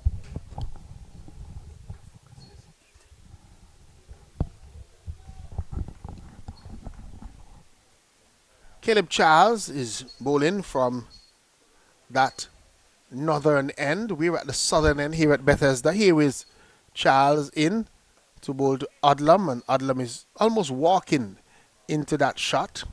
Playing it defensively again into the offside field, no run. Windward Islands winning the toss this morning, and they're all over the Leeward Islands. Just 1 wicket needed. The Leewards have only batted 21.2 of their 50 overs. So they've certainly left quite a bit of deliveries to go. Here is Odlum driving it, left the bat in the air. He's going to get 2. And again, what should have been a simple 2 made to look difficult. With the run in there of Miller. Again, Elijah Miller coming down and just not turning the right way. So got himself in a little bit of a tangle as he was looking to come back for that second run. I was saying that Odlum is going to have to try and take as much of the strike as possible. Odlum faces Charles, and he's walking down to a wide delivery, called wide by umpire Auguste. No, Odlum is going to have to trust Miller. So no need for him to get reckless and try and give away. I think that he's thinking that in that last over, Miller should have been out. Miller played the ball that was dropped by Alex Armstrong. So he's sort of nervous maybe.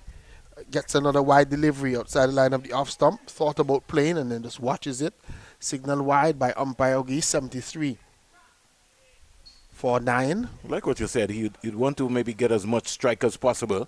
He also has to keep asking the umpire how many balls to go. But if Charles continues to bowl wide, then he might have a long wait. Certainly, here we see facing from Charles. And Charles bowls a good delivery. Should be an easy single. Gets it easily in the end. called Miller through. It's the ball going past Charles and between the mid-off and mid-on fielder, and they're able to come through for a run. So just one delivery left in over number 22. Odlum coming down to Miller, probably just saying, just try and survive, just survive this one, give us the opportunity to bat another over. 74 for 9. Think he's capable. Doesn't need to get ambitious. Miller takes his guard, faces Caleb Charles. Yorker let delivery, and that one is played away. Gotta take the run then more. In the onside, and they refuse the run, so the end of the over has come up. At the end of it, 74 for 9 after 22 overs. You know, I don't like to see that right then more. I think when you're playing cricket, you gotta take every run. Doesn't matter. You just said it earlier, you have to trust Miller. Have to. Gotta trust your teammate. Scoreboard. James North, Farrell 26, Prentice 4, Williams North, Harris 8, Peters 5, Hero 2, Ali North, Jeremiah 1, Odlum not out on 12, and Miller not out on North. 16 extras, 22 overs bowl, 74 for 9. Not the type of scorecard that the Leeward Islands were hoping for. And again, the batters that were expected to do the bulk of the batting, failing. And some soft dismissals we've seen today for the Leeward Islands. A couple of runouts, unnecessary. And Odlum is driving. Gets just one out to the long on region.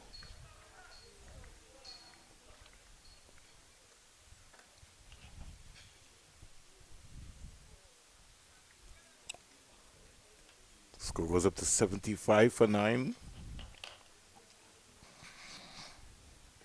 Small crowd has turned out here at Bethesda. Got some fans who've come in to look at this Cricket West Indies under 15 game. Delivery that Miller is coming forward and Good thing maybe about it, baton to pad. 75 for 9.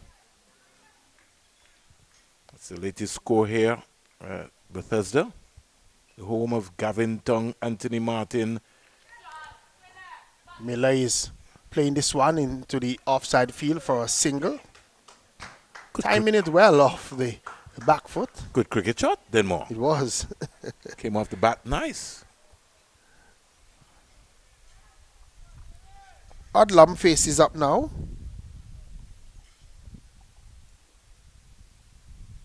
Joseph is getting a delivery to bounce and turn. Odlum on the back foot, just trying to steer it in through the offside field, no run.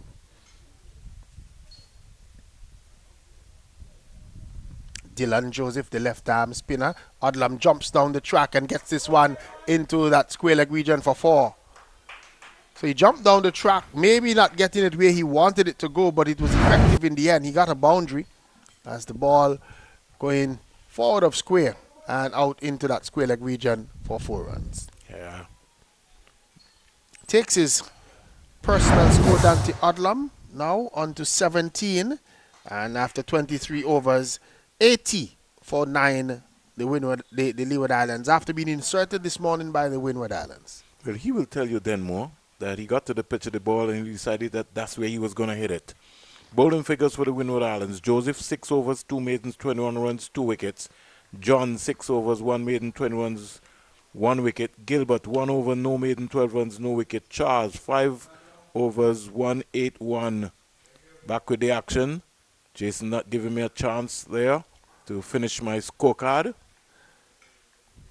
Who's back in the action here? Is it Caleb Charles? That's Caleb Charles Still continuing. coming? Yep. Yeah, he's got that muscular built like a Odin Smith. Keeps charging, he keeps running in. This young man, 2 for 8. Bowl him. All over. Leeward Islands Tropical Wave under 15. Bowled out for 80. And Charles finishes the innings with 3 wickets. So Yeah, right up to Miller there. He just lifted his head and didn't necessarily watch the ball, was looking to play an expansive stroke.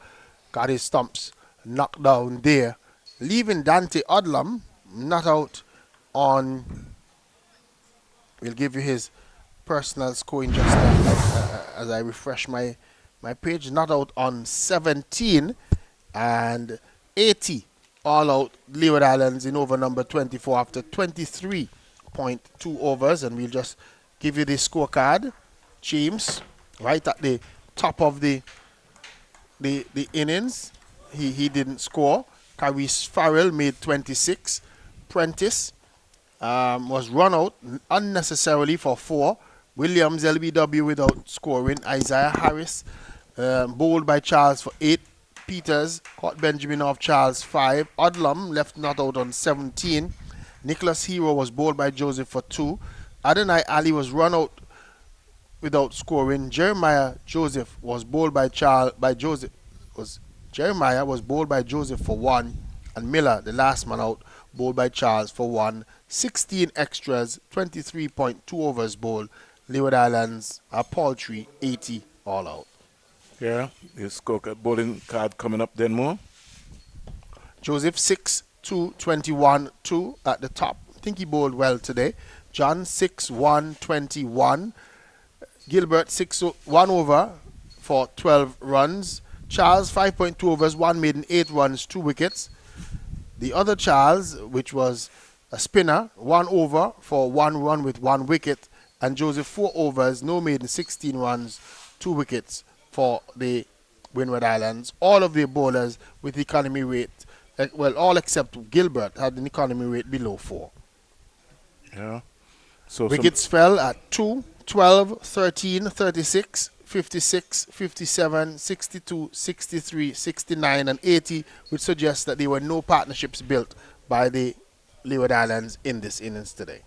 yeah, so Windward Islands will need 81 runs in 50 overs, and we will take a Dasani lunch break. When we come back, we'll call the action to you. Then more, as it is now 11:21. Yep, pretty early still in the day. We'll take a break.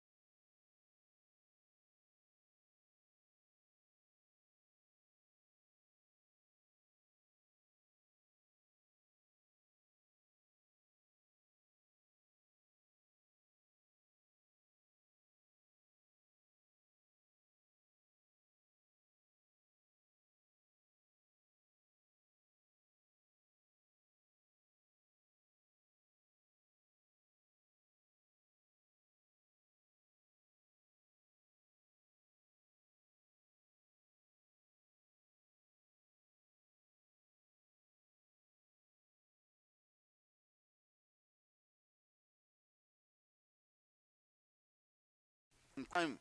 Yes. Little or no risk by these two batters in the middle, both understanding their roles.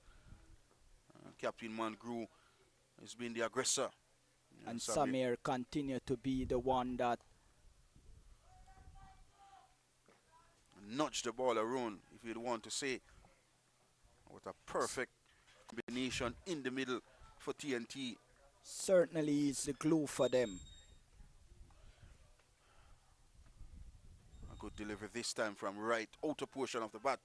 And goes down to that third man region. But if you look at the previous games, in the first game he batted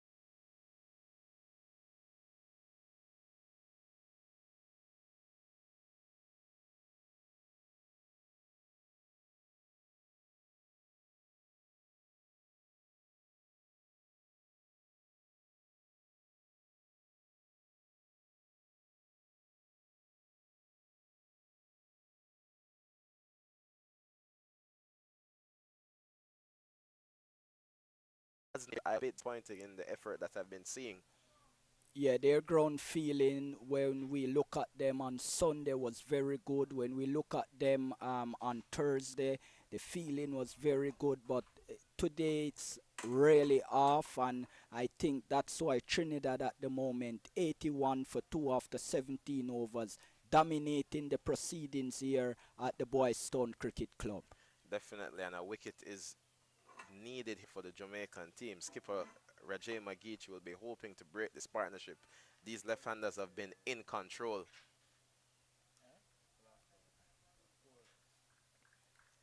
That delivery there from Magici, flatter, faster, back of a length, not much spin on offer. He needs to bring Samir Budu forward and force him to drive down the ground.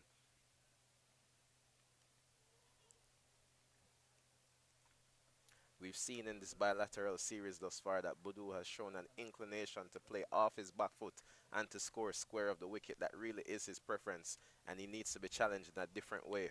Absolutely.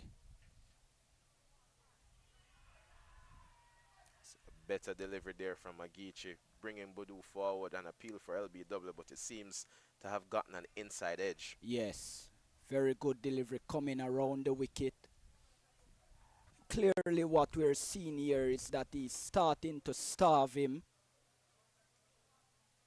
And when you starve him for runs, you get him to be uncomfortable. He will try something. This is what Jamaica have to maintain. This is what Jamaica have to do. Without them getting him, they're out of the game. And almost immediately as Magici went outside the off stump on a shorter delivery, we saw how quickly Budu rocked onto his back foot to play the cut shot. That is his preferred scoring area. Yes. And from a Jamaican perspective, they need to keep deliveries like that away from him. Very good bowling by the captain here, playing a decent role. They need to maintain the dot balls on Samir Badu. Get him uncomfortable. He likes to score. He likes to get singles. And we're seeing here on the scorecard once again the fall of wickets. First wicket went down for 22, the second for 27. And we're drinks at the moment, and so we'll also take a drink ourselves.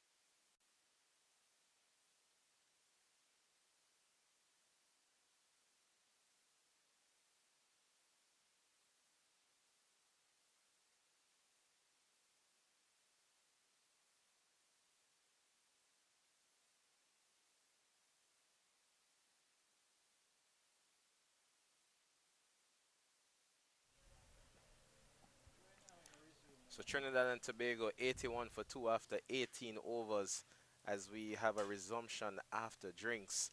A key passage of play here for both teams, but I think for the Jamaican team especially.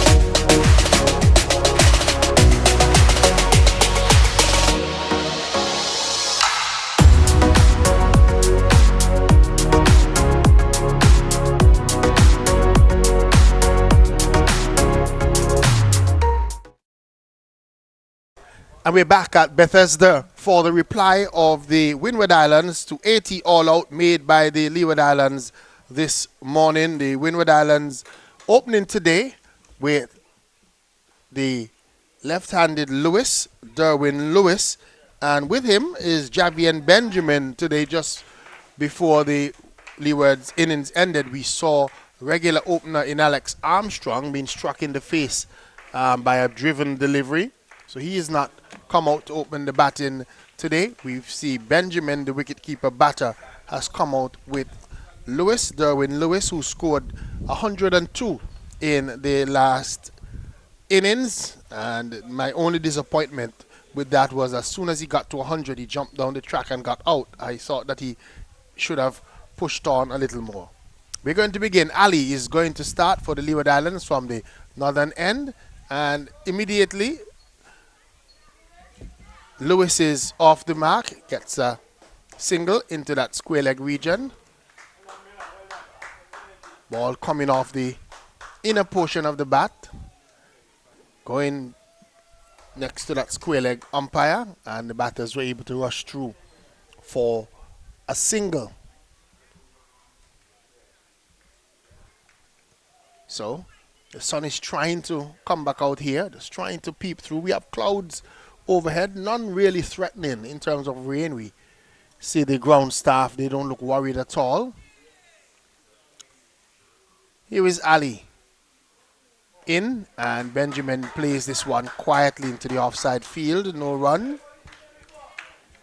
So just as I speak, the sun is back out in all its brilliance. The Windward Islands, they would need to get 81 runs for victory to take a 4-0 lead in this encounter.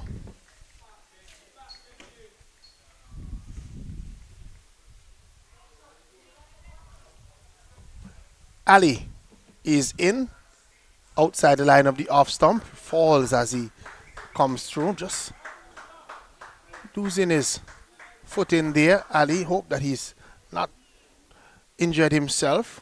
Just looks a little bit off.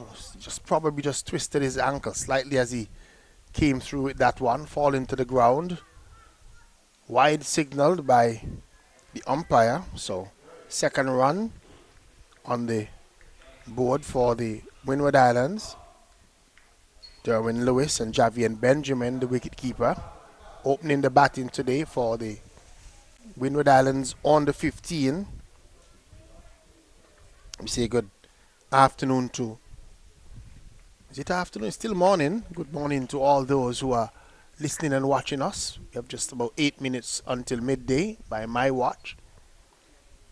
This is Adonai Ali. Goes past umpire in and beating the batsman outside the line of the off stump. That one touchdown. Belatedly asking a question is Ali. Beating the bat of Javian Benjamin, who's yet to score. Lewis getting a single off his first delivery. And Lewis no doubt will be hoping to add to his runs total so far in this tournament. By far has been the most effective batter between both teams in this competition. Again, delivery that is just angled across Benjamin. Benjamin playing down the wrong line of that one. Ball going past him and into the gloves of wicketkeeper Caris Farrell. No run. So the Leeward Islands not taking the opportunity. They were given the opportunity to bat first today by the Windward Islands, who won the toss and inserted them.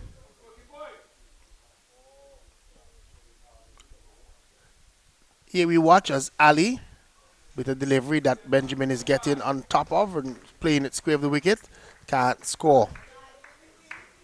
So still 2 without loss. We're in the first over. Target is 81. And we have a sprinkling of spectators all around. It's a beautiful cricket atmosphere, but I tend to think that it might be an early day for us here today, especially if the Windward Islands bat to the potential that they have shown.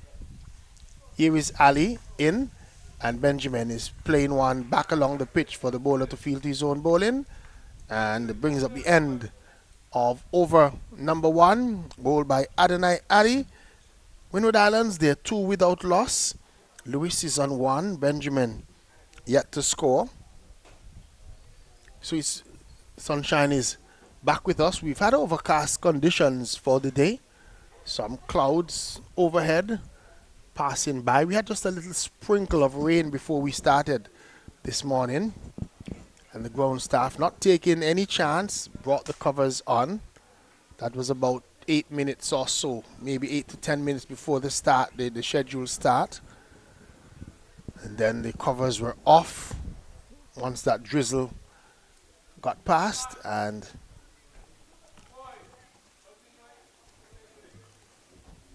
we had play at the start. It looks as if it's going to be Aiden Williams, who's going to open the ball in for the Leeward Islands, always sprinting in. Short delivery, and Lewis just waits on it, hits it into the mid-wicket region, not timing it well, but will it have enough legs? No, it pulls up just short of the boundary, and they're able to drag back for 2 runs. So it was a short delivery, and he just waited for it, hit it into that straightish mid-wicket position, and the batters were able to come back for 2 runs. So 4 without loss.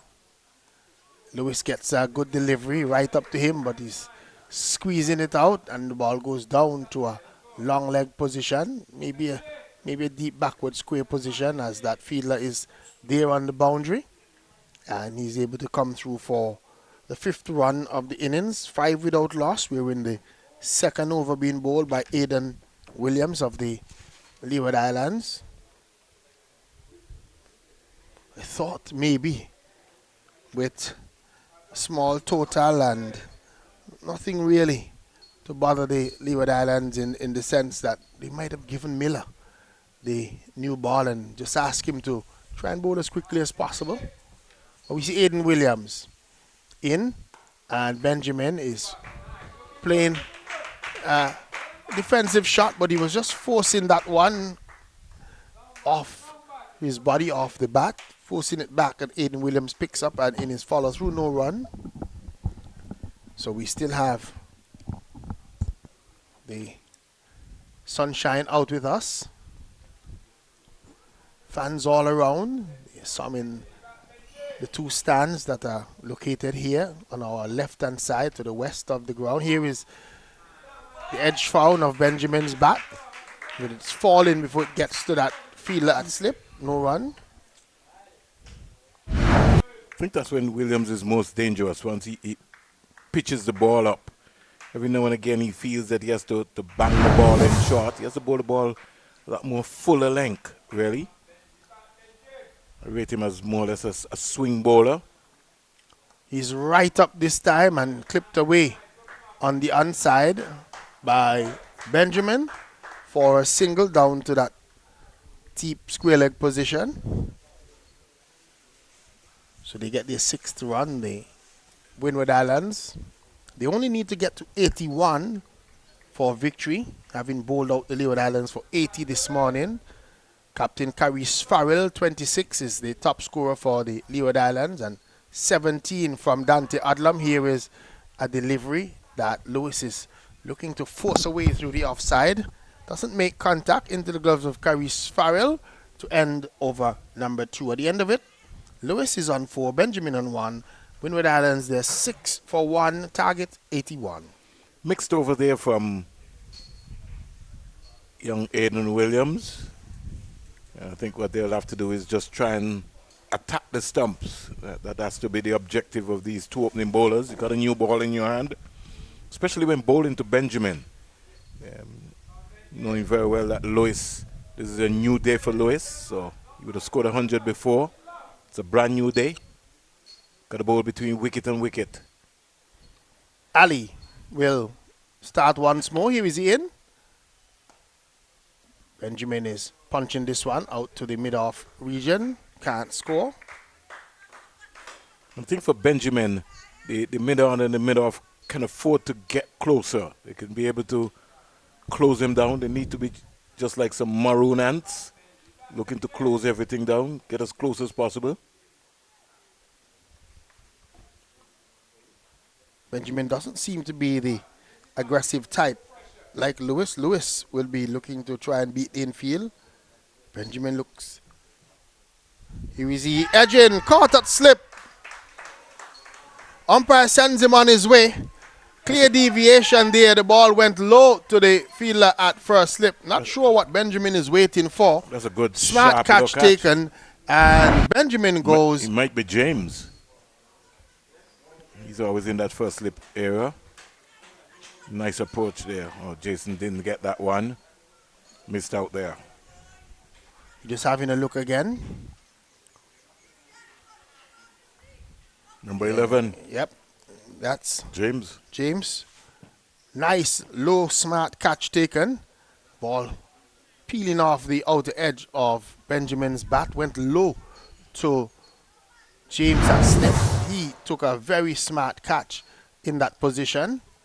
Benjamin stood his ground. Umpire Felix O'Geese sent him on his way. He looks disappointed. I'm not sure why. He maybe didn't feel that he carried. Maybe, but nice, low, smart catch taken. Umpire is in the best position. Umpire is in the best position, and I think Umpire Geese just had a look at his square leg umpire as well, just for some confirmation whether or not that would have carried, and then he sent Benjamin on his way. So Alex Armstrong is coming out at number 3. So whatever the issue was with his being struck in the face, he's sorted it out, and he's going to come to bat with his usual opening partner in Derwin Lewis. So they're back together again, Derwin Lewis and Alex Armstrong.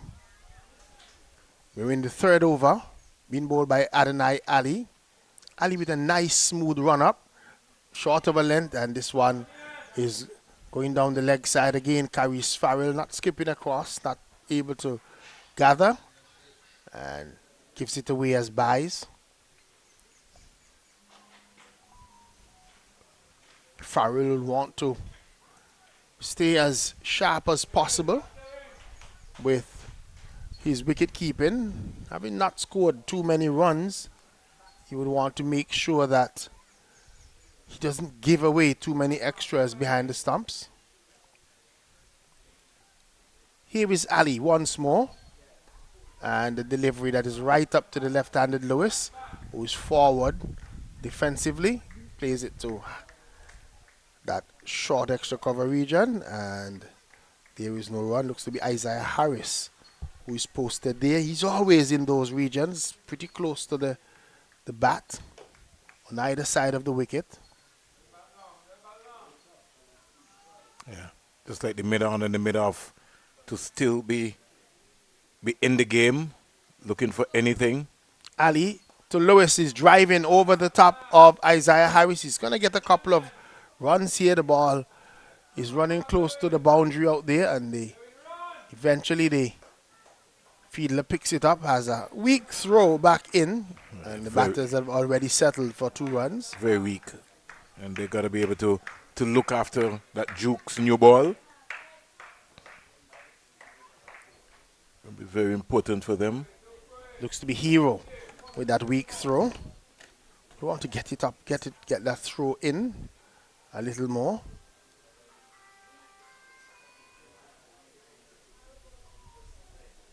Ali is going to continue to bowl to the left-handed Lewis. Lewis is hitting this one in the air. Who wants it? Who wants it? Hero settles, take the catch.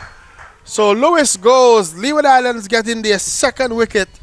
The Windward Islands making heavy weather of it. Lewis goes. The score is now 7-2. Yeah, loose shot there by Lewis. No need for that. Never got anywhere close to the pitch of the ball. The head going up. Really didn't lean into it. Really, and he himself, when he looks back at the replay, would know that he'd be very disappointed. He just a heave. And he's a much better player than that, Derwin Lewis. Yeah, just had a go at that one. Correction is 9-2 now. 9-2. Lewis going back for 6. Javier Benjamin had made just 1. So Armstrong. Is it Armstrong or is it Nian Davis? I said it was Armstrong that went out, but now I'm checking. It looks to be Nian Davis, and he's joined by Williams, the number 29 on his back. Ahmad Williams and Nian Davis out in the middle for the Windward Islands. So batting all rounder Nian Davis and Ahmad Williams in for the Windward Islands, and maybe an opportunity for the Leeward Islands to try and apply a little bit of pressure to the Windward's batters, especially these 2 batters who have not necessarily set this tournament alight in terms of the number of runs that they've scored. Aiden Williams starts a new over, delivery driven, played away on the onside by Nian Davis, no run. He's got to bowl the ball fuller. He's got to bowl a fuller length, especially to these Windward Island players. He's got to bowl fuller. Just take away the short ball out of the repertoire right now. When he's been short, he's been ineffective.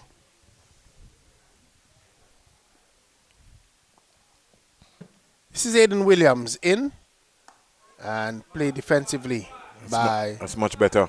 Nian Davis. Much better length there. Batting all-rounder for the Windward Islands. Sort of have a, when he's all padded up, have a look of Alex Armstrong, Nian Davis. Strong boy. Didn't see him today with the ball. Aiden Williams is all right up to him with a delivery that is right up. He's just playing it defensively out into the offside field. No run. It's about building pressure as well too. That's also going to be key. Now I think Prentice position. Prentice needs to get to his right. They keep wandering all around. Got to work out the angles. That's something that they're not master on. Captain Caris Farrell thought has a lot. I've been thinking he has a lot of work to do in terms of his captaincy. He tends to set the field based on the shots that are played rather than trying to get the angles correct. Even the fielders themselves, they also have to help in the process as well to Denmore. They have to know where they are. See, looking to tug that one. Now he's in the right position. He was just before Denmore. He was just so way to his left. That would have been an easy single. Got to look around. You have to be able to make a mark, know where you are, which is your strong point. So Aiden Williams continues. Full toss, poor delivery, put away. Just pulled away into that square leg region for 4. It was a full toss to Nian Davis, and he just pivoted and helped it over the square leg region 4 runs. Yeah. Gotta take away the boundary bars. Gotta take away the boundary bars. Going searching. No need to go searching. Gotta be disciplined. Ali is in a rhythm. Williams has to come and bowl the same line. Just be patient. Don't try going searching for wickets. Gotta be patient. No need to give away any runs. When you have a small score, you have to make the team work for every run.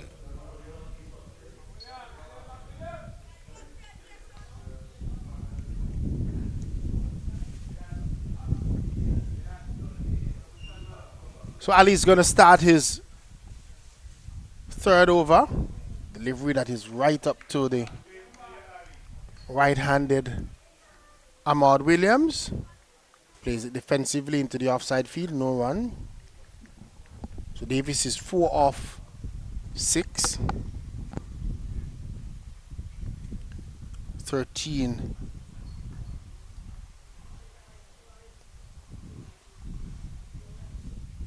Williams in strike. No, sorry, Davis in strike.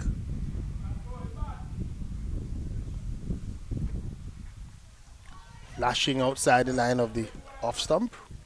Is that Davis? No, that's Ahmad Williams who's on strike with the number 29. So maybe our scorer, On his our score, back. he does make the adjustment now. So Yeah. thanks, Denmo, for that correction. 13 for 2.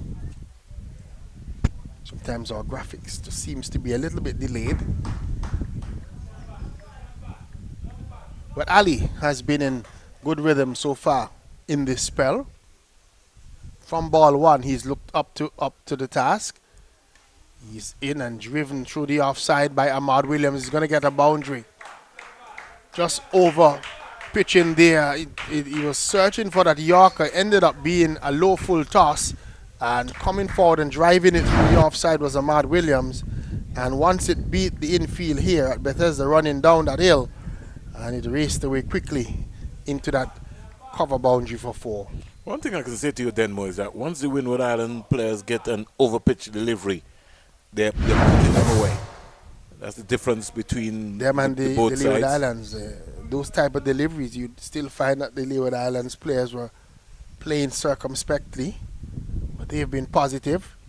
Gets a delivery short of a length, squeezing it out into the offside, no run. And I think Ali has to, he started well, but he has to just remind himself, if you look at John, you see John keep attacking the stumps all the time. That delivery that Ali bowled just a while ago, hustling Williams, that's the line, he has to bowl a heavy length consistently all the time. Adonai Ali from the northern end here at Bethesda begins to move in now. He's in and his delivery is cut away over the backward point region down to a wide third man where Williams is posted, and they come through for a run. Just like to remind James that he still has to stay in the game. Had the ball gone past Farrell, there's really nobody backing up. He still has to stay in the game. It's a limited overs game, so everybody's involved.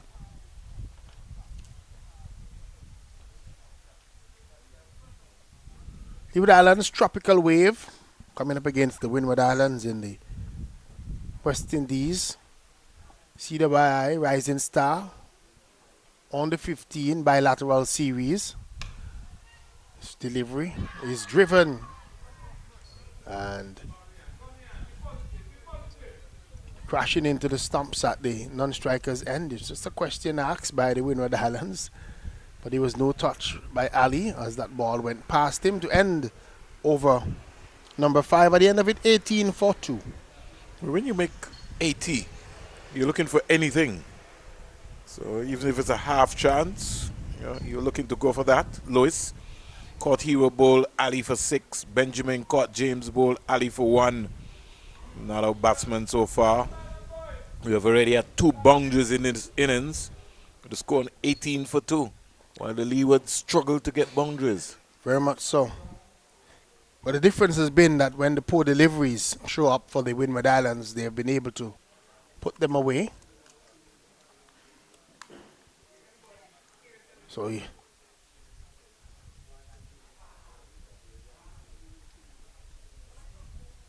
Here we watch as Aiden Williams is in, and this delivery is pulled away out into the square leg region. The fielder was trying to make a catch of it. The ball hitting his hand and going into I think that's Hero. boundary. Yes, that's Hero. Out there, 4 runs. But I was just about to say that if you check Captain Carice Farrell setting the field for that poor bit of bowling from Aiden Williams in the last over, where he has put the man out on the deep square leg, almost as he's encouraging Aiden to bowl short. Nian Davis is driving beautifully over mid-off for 4. It was up to him, and he just leaned into that one. As a matter of fact, that's Ahmad Williams who's driving there beautifully over the top and picking up a boundary. That's a good shot by Ahmad Williams. That is a proper cricket shot. Kept his shape. You could see his head position leaning into it, and a good follow through. Hit to the line of the ball. Williams is in, and he's on the back foot playing one hurriedly into the offside field. Explore the possibility of a single not on. 26 for 2. And what was good about that shot by Ahmad Williams, he didn't try to keep it down. He was deliberately playing that one over the top, realizing that the mid-off was up in the circle, and he hit it deliberately over his head for 4. Short deliveries cutting at one outside the line of the off stump. The ball going through into the gloves of Carice Farrell. There is no run. 55 runs needed to win in 44.4 overs with 8 wickets remaining for the Windward Islands.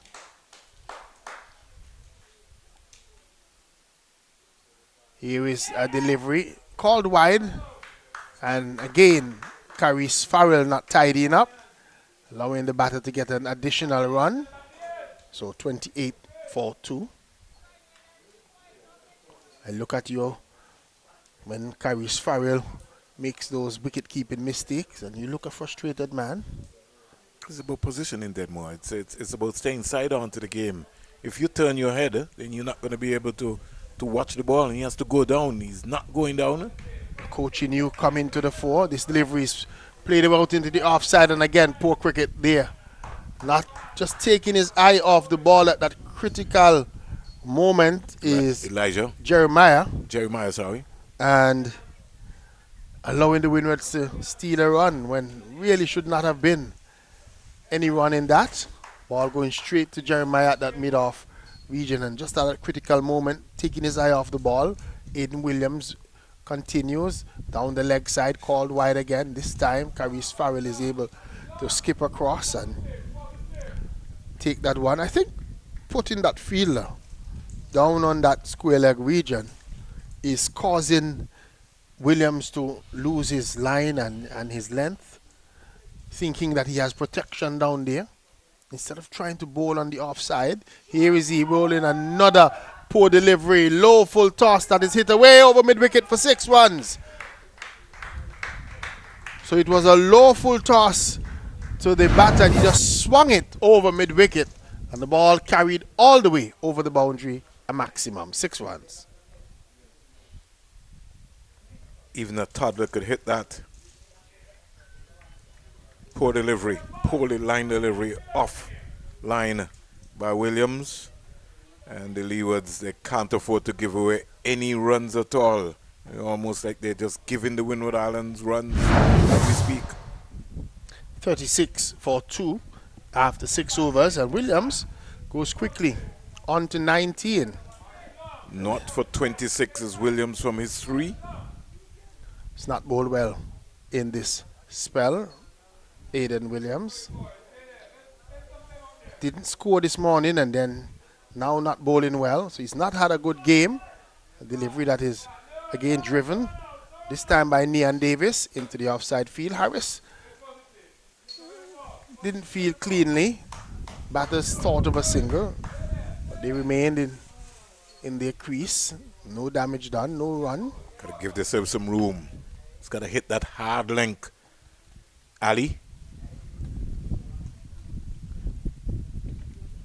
So Ali, Every ball has to be an effort delivery. every delivery.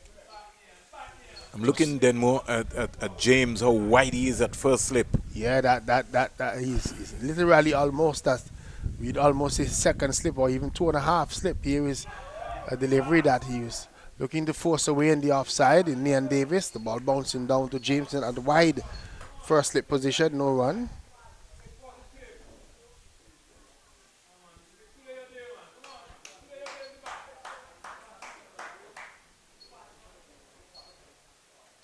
I think maybe the time has come where we might have to think about maybe bringing Peters from this end then more, just to see if he can maybe stop the tide. I think they need to. They would have to change Aiden Williams outside the line of the off stump from Ali. Looking at it is Nean Davis, allowed it to go by, no run.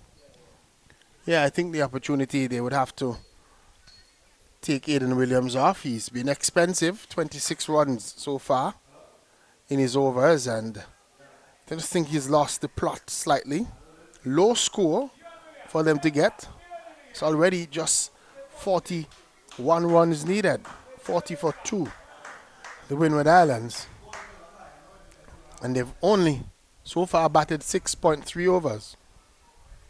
So they're going about it quickly. Here is Nean Davis just hitting another full toss, but this time it was a slower full toss from Ali. Was trying the slow delivery, went full to Davis, and Davis missed out on that occasion, just hitting it up to the mid-off fielder, no run.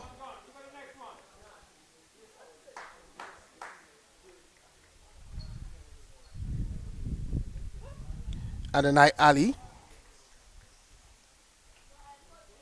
looks a good prospect in terms of a seam bowler.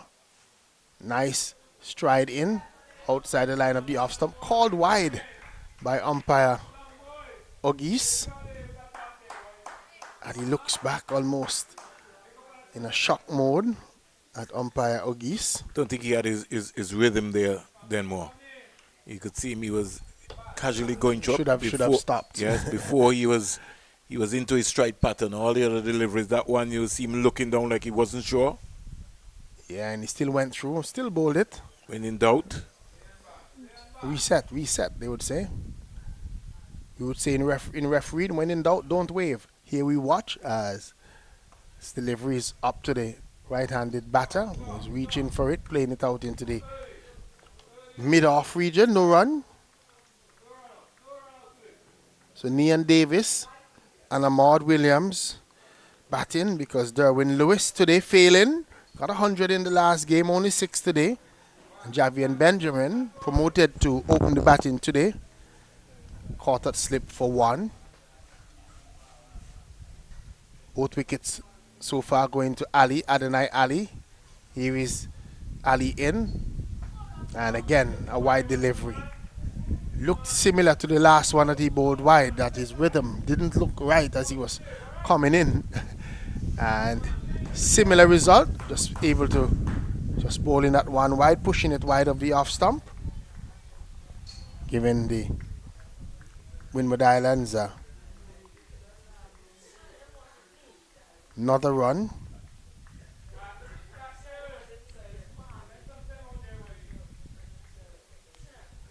The score has been adjusted. We now see that it says it's 38 for 2. It was reading 40 for 2. This delivery is struck away into the mid-wicket region. He's going to get a boundary. Nean Davis, a full toss from Adonai Ali, and he hit it past that man at that straightish mid-wicket position, and the ball carried into a wide mid-wicket position, 4 runs. End of the over. The end of it, 42 for 2, the Windward Islands. Yeah, 42 for 2 at 7. And, you know, I know one thing about cricket then more. The bottom line that fans look for is to win. And anything that you're involved in, you're trying to make sure that your batsmen can score runs and your bowlers can get wickets and your fielders can take catches. And that's what we're talking about in terms of improvement. There's a lot of data analysis and data nonsense that I see being bandied around then more. Cricket is played on the field. And we have to get people to understand that they have to go on out and work hard and win games. When you win games, then more sponsors come on board. So Miller is coming into the attack.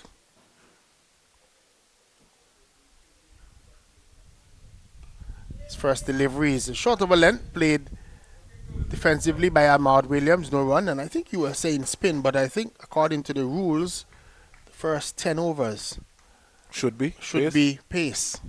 Yeah, I see is it the complication then more of what we're talking about? So here is Miller. Goes away from the southern end. Here is a swing and a miss by Ahmad Williams. The ball going by pretty quickly and running down to the fine leg position. No, I don't like this fielder on the boundary then more, deep backward square. I think that young man needs to come up into the square leg area, and the fine leg is just too fine. Dante Odlum having to run all of 15-20 yards just now to try and save that one. Was able to save 2 runs. This delivery from Miller brings the right-handed Ahmad Williams forward, playing it quietly into the offside field. No run. 44 for 2 in over number 8. Target is 81. If you're just joining us this morning, the Windward Islands won the toss, inserted the Leeward Islands, and 26 from Caris Farrell and 17 from Dante Odlum are the only scores of note.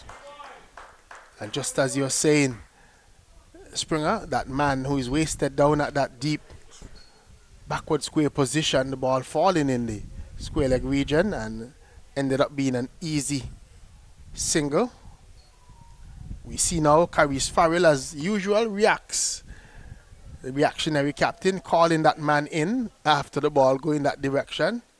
He tends to do that a lot, just reacts to everything that happens out on the field. Anywhere that there's a run scored, you see him trying to react to that. Something he's going to have to work on in his captaincy.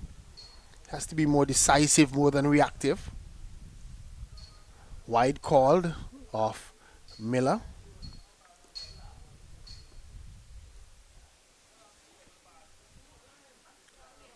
Miller outside the line of the off stump. Again, the batter not offering any stroke, allowing the ball to go by into the gloves of wicket keeper Caris Farrell. No run.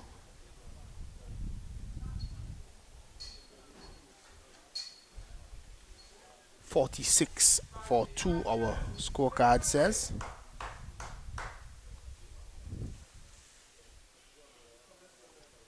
Here is Miller. And this one is pulled away over the square leg region for 4. One bounce into the boundary. It was short, and the batsman just pivoted and banged it over square leg 4 runs. Yeah, poor delivery there. Dragged down by Miller, not completing his action. And that stood up quite easily. And very composed shot by the young man. As we look back at the replay there, Denmore.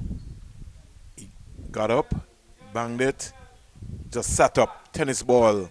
Yeah, just hitting delivery. It's already over the top of the square leg and the 50 coming up for the Windward Islands of 8 overs. Yep, 50 for 2. They're in a hurry. Yeah, I think they want to get to the beach. Yeah, they're hoping that maybe if they dispatch the Leeward Islands quickly today, they can look at the bowling figures for the Leeward Islands. Ali 4 naught, 15 2, Williams 3 naught, 26 naught, and Miller 1 naught, 5 naught. 11 extras so far.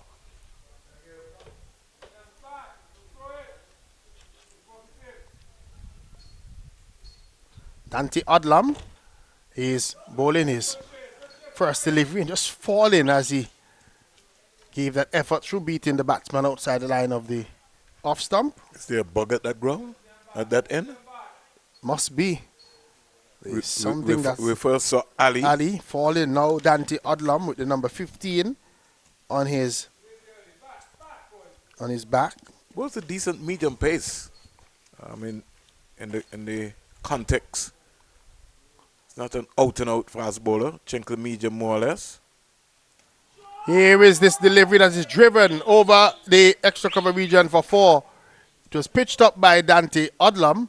Yeah, And the that was a proper cricket shot there. And Prentice jumping for all his worth, but only to retrieve.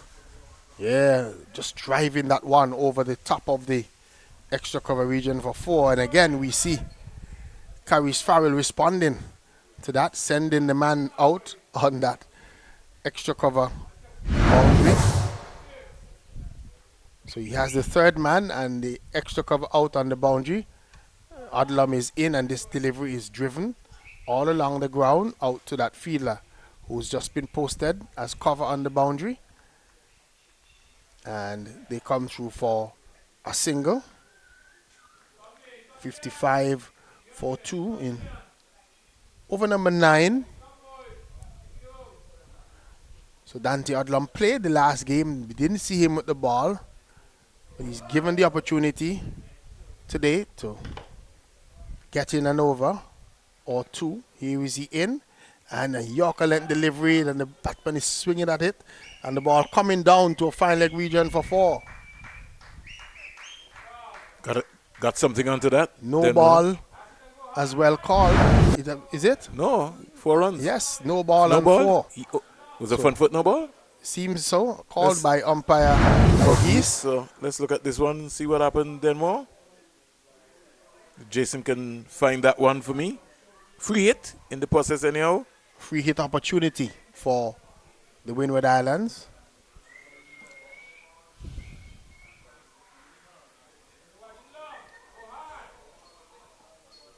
Odlum on the pressure. He's in, and this one is hit back past him over the mid-on region for 4. So Nian Davis taking full advantage of that free hit opportunity. It was pitched up to him by Dante Odlum, and he struck it well back past the bowler, past that mid-on field as well, and it raced out to the long-on boundary for 4 runs. So this has been an expensive over by Dante Odlum, being roughed up by Nian Davis. Davis faces once more as Odlum is in, a slow delivery. Another no ball. Another no ball. And this time, is it has to do with fielders? Because it was called pretty early. No, I think they have 2 fielders out, so that's okay. I think it's a front foot no ball again. So another no ball.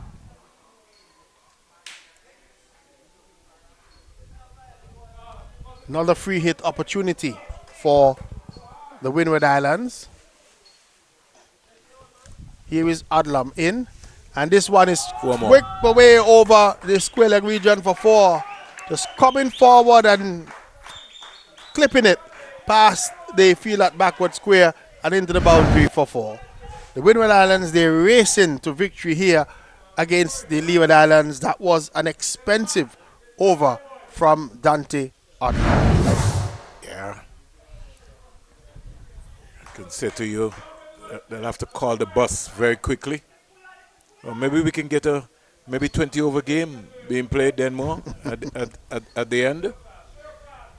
Just for the fans. Sure, the fans who would have come out here didn't expect that at 12:30 p.m. The game would have been close to being over. 69 for 2. Odlum continues and is edging down to the third man position. The fielder comes across and was looking for a second run. Ahmad Williams sent back by Nian Davis and brings up the end of Dante Odlum's over. An over in which 19 runs came from it. As a matter of fact, 20 runs came from it, from that over. At the end of it, 70 for 2. And the Windward Islands just needing 11 runs for victory. And we're just in over number 9 of 50 here in their reply. At Boys Town in Kingston, Jamaica. Trinidad and Tobago batting first. They are 119 for 7. 119 for 7 against Jamaica. So that is promised to be an exciting game there. Zachary Buchanan, who we saw last year, Then more in Antigua and Barbuda. He's got 3 for 10 from his 5. Turner, 5 not 28-2. And Rhyme Livingston, who's been among the wickets, he's got 5.1 overs, no more than 25 runs, 2 wickets. For Trinidad and Tobago, the top score so far is Mangru with 39, Budu with 26, and Guerrero with 17. Miller is going to continue. Delivery that is struck away over the long on region, 6 runs. Almost taking out some of the ground staff here that are seated, but that one was struck well. He got to the pitch of it and just hit it deliberately straight back over the top of the bowler. 6 runs. The Windward Islands are marching on. They're marching towards victory here. 76 for 2. Davis, he looks a dangerous player.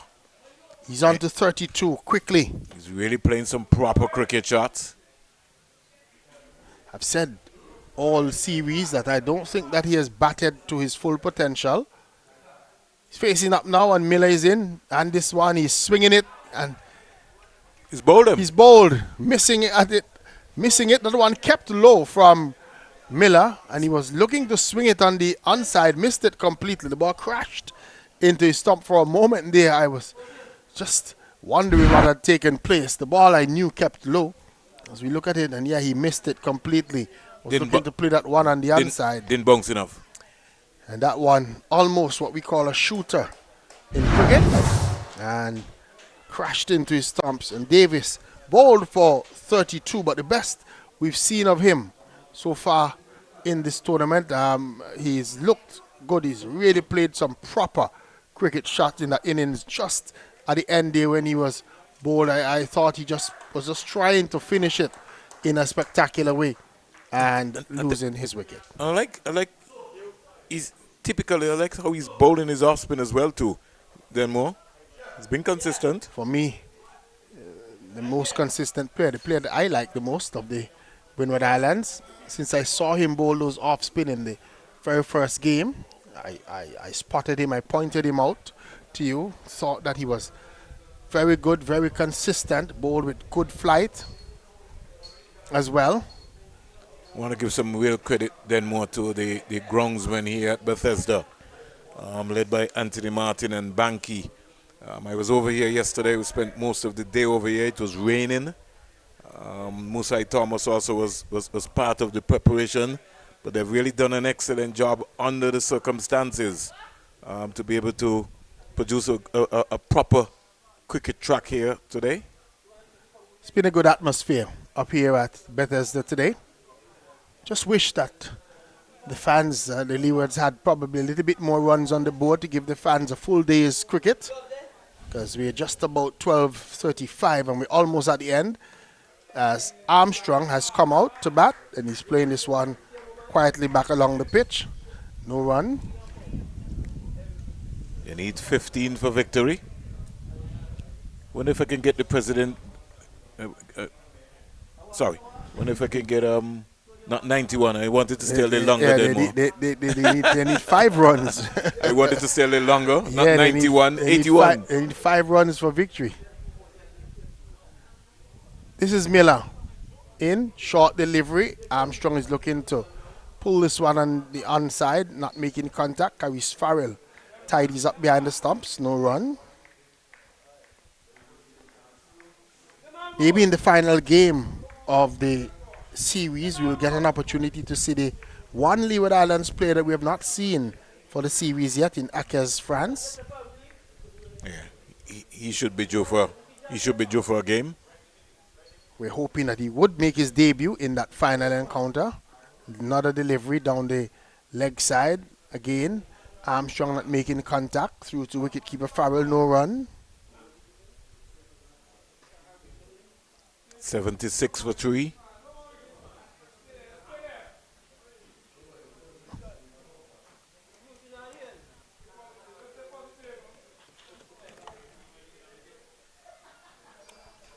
So Miller is running in. Short delivery and Alex Armstrong is pulling and he's out caught behind. Umpire Sheckle sends him on his way. He was looking to pull that one through. Maybe a thin edge found. Caris Farrell took the catch and went up immediately. And umpire Donald Sheckle sends Alex Armstrong on his way without scoring. Windward Islands losing their 4th wicket. They're 76 for 4. So after being roughed up by Davis, Miller comes back with 2 wickets in the same over. Certainly. His first delivery was struck right back over him for 6. Had the groundsmen here scrabbling. Yeah, they were scrambling. They were scrambling to get out of the way. They weren't looking at the ball then more? No, they had their lunch in their hand and they were scrambling. But they were very skillful, made sure that none of the lunch fell on the ground. They were just getting out of the way, making sure. 76 for 4, the end of over number 10.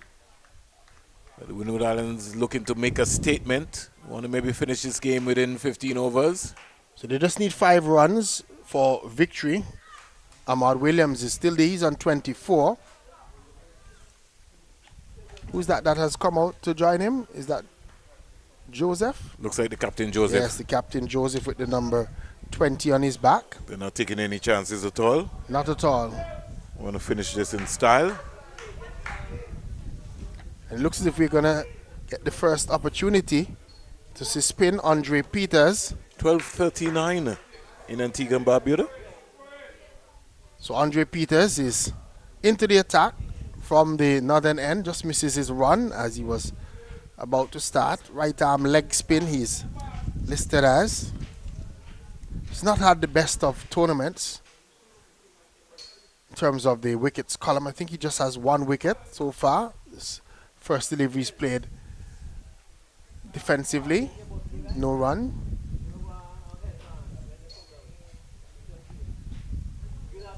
Andre Peters from the northern end. Flighted delivery, reaching for it is Ahmad Williams. The ball going into the offside field. No run.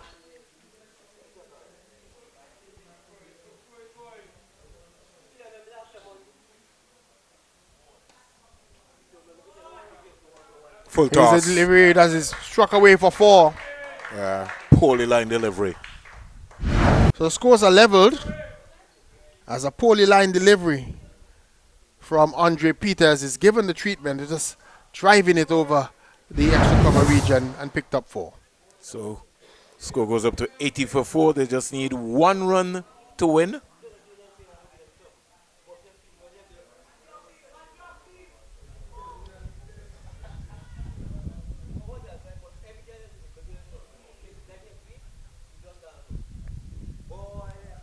Think you can bring in everybody then more.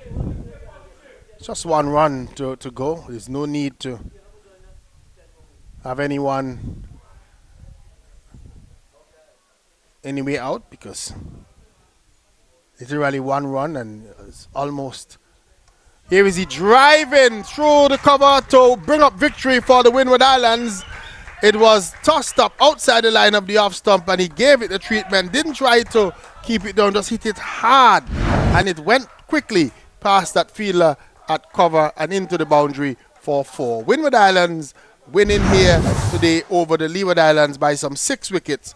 They get to 84 for 4 and really making light work of the total made by the Leeward Islands, the Windward Islands in over number 11, achieving victory, taking just 10.4 overs to get to 84 for 4 after they had bowled out the Leeward Islands this morning for 80 runs in 23.2 overs. They took just 10.3 overs to race to victory, 84 for 4. Yeah, 84 for 4 then more.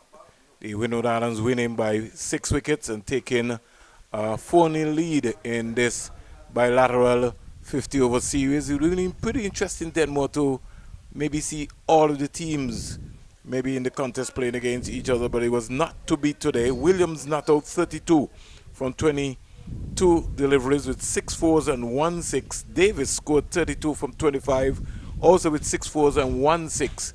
And the difference was that the Leewards just bowled too many bad balls then more. Yeah, too many bad balls. Aiden Williams and Dante Odlum not bowling Let's go well for today. the wicket takers. Elijah Miller bowled 2 overs, no maidens, 11 runs, 2 wickets. And Adana Ali, 4 overs, no maidens, 15 runs, 2 wickets. Odlum, 1 not, 20 not. Peters, 4 deliveries, 8 runs. And I missed somebody. Williams, 3 not, 26 not. Yeah, so just not good bowling all round. Wasn't consistent, Williams and Odlum. Odlum coming in. And I was surprised that Ali was removed from the attack of the Leeward Islands to bring Odlum in for that 1 over just before the end there.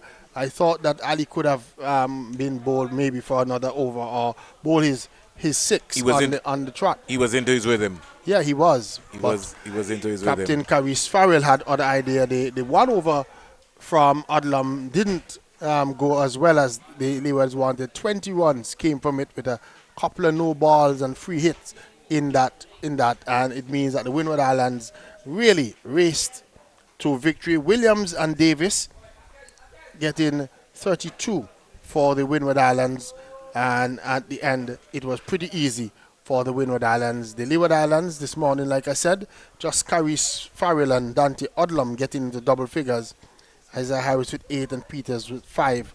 The other batters didn't really trouble the scorers. 2 wickets each for Charles, Joseph, and we had 2 Josephs playing for the Windward. Jashawn Joseph, the captain, having 2 wickets. I'm gonna and Dylan Joseph, the left-arm spinner, also getting 2 Just before we sign off, let me see if I can get Dalton Polius, the coach, to come and talk to you for a couple of minutes. So as you go through your stats very quickly. So we just look at it as we go through. Springer just trying to see if we can get Polius up. Just for the Windward Islands when they bowled, Jashawn Joseph, 6 overs, 2 maidens, 21 runs, 2 wickets. Dylan John, 6 overs, 1 maiden, 20 runs, 1 wicket. Evan Gilbert had just 1 over for 12 runs. Caleb Charles, 5.2 overs, 1 maiden, 8 runs, 2 wickets. Ron Charles, 1 over for 1 run, he had a wicket. And Dylan Joseph, 4 overs, no maidens, 16 runs, 2 wickets. Dalton Polius has come alongside me for the Windward Islands. Coach, what was the thinking this morning? You won the toss and you elected to field first today. A little bit different from what we would have seen all series. Yeah, we just wanted to find something new for the players because we've been batting first all 3 games. So we just thought it's part of the development as well to see how they approach bowling first and chasing innings as well. How happy were you with the performance of your bowlers today, though? I thought my bowlers bowled really well. They stuck to the plan. Our plan was to bowl full, wicket to wicket on the pitch, and I thought they executed very well. And a small score made by the Leeward Islands, 80 runs for victory. We saw that Ahmad Williams and others, they looked very positive in the run chase. Was that the plan for them to go out there and try to get these runs in as short a time as possible? Well, they're naturally stroke players, and I always encourage my players to just play the natural game. We wanted to do it. We don't want to be complacent, because sometimes at this level, youngsters tend to get a little complacent. So we just wanted them to go out there, express themselves, but still be as patient as possible and play each ball on its merit. For the final game coming up, what would be the plan? I know you would want to probably win the series 5-0, but how do you mix wanting to win it 5-0 with probably players with individual aspirations? Well, again, everything will be done within the team's goals. As you say, we're looking to win 5-0. But I'm big on processes, so we're just going to follow our same processes, which brought us success in the 4 games. And again, I told the guys, every single person will get a chance. So the guys who are on the bench will get an opportunity as well.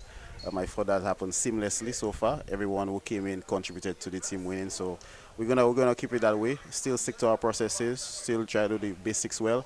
Because as I said, this is not just winning, but this is development as well. So just help the guys. And speaking of development, how is it that the Windward Islands are able to find a way to play a tournament, even at this level, every year amongst yourselves? Well, again, because of our sponsor, as you can see on our T-shirt, Win Lot, so the Windward Island Lotteries play a big, massive role in sponsoring these tournaments.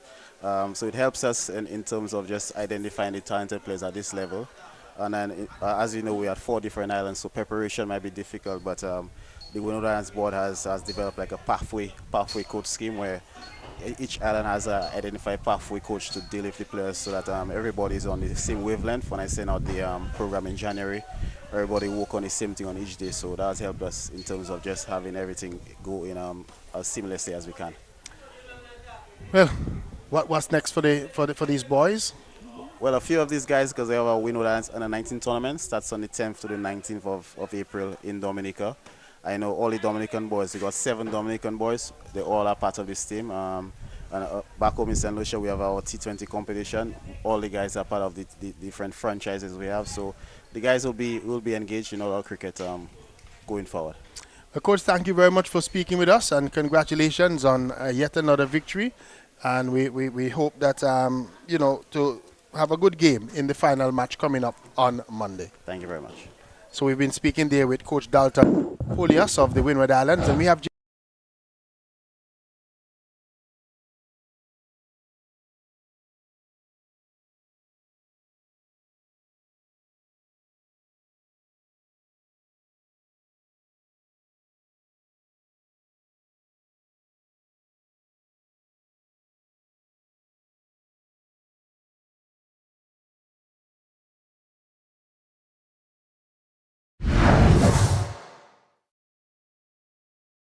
games from both sides, to be fair.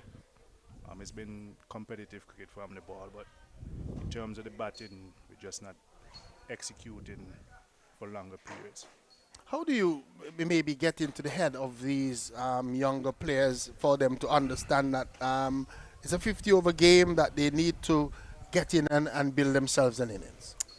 Yeah, it's just continuously planning and encouraging them to do the little things, the basics. Will always get them out of trouble. And it comes with experience as well, Joe. Not playing enough cricket leading up into this competition. Players do not quite understand when they need to push the narrative or just hang around for a bit, in terms of in these conditions where the ball was seaming around a lot. Trusting your defense a little longer. As I said, it just boils down to that lack of experience in these conditions. You came up in a time, Jakes, I remember when you were a part of tournaments coming through, youth tournaments and senior tournaments at the Leeward Islands level. If you were to give some advice maybe to the folks who are leading the Leeward Islands at this time, what would it be in terms of how are we going to get these players understanding and playing in tournaments? We just have to find a way of playing cricket, to be fair. Whether it means we have to go to islands, St. Kitts versus Nevis playing 20 games per year, Antigua playing against Montserrat, St. Martin versus Anguilla. We just have to find a way to play cricket, and probably utilize our technical consultants and stuff like that, identify talent, and we pull them together probably in a 6 weeks camp prior to this, and just pass information. That's one of the main things the youths are lacking around here. When you sit and have conversations, they tend to be a little lost from the game, and that's one of the things I try to impart with them, giving them that information so that they can learn from it and add to their game going forward. Going into that final round of matches, what would be the thinking? What would you say to the players, or maybe what would be the difference in the strategy going forward in that final game come on Monday? This thing is to still remain positive. One game left in the series. Just go out and give your best shot. You never know who's watching. That one innings can turn your life around, to be fair. And who have been some of the youngsters that you probably were expecting a little bit more from in terms of the Leeward Islands, especially in their batting? Somebody for me, like Apprentice. I think that he is a much better player than what he has produced so far in this tournament. What would you say to somebody like him and maybe Isaiah Harris and even Captain Caris Farrell? What would be the message to these guys? Yeah, I think Prentice has been around for a while. Expectations of him to come in this tournament, show his class and dominate a bit more in the bat.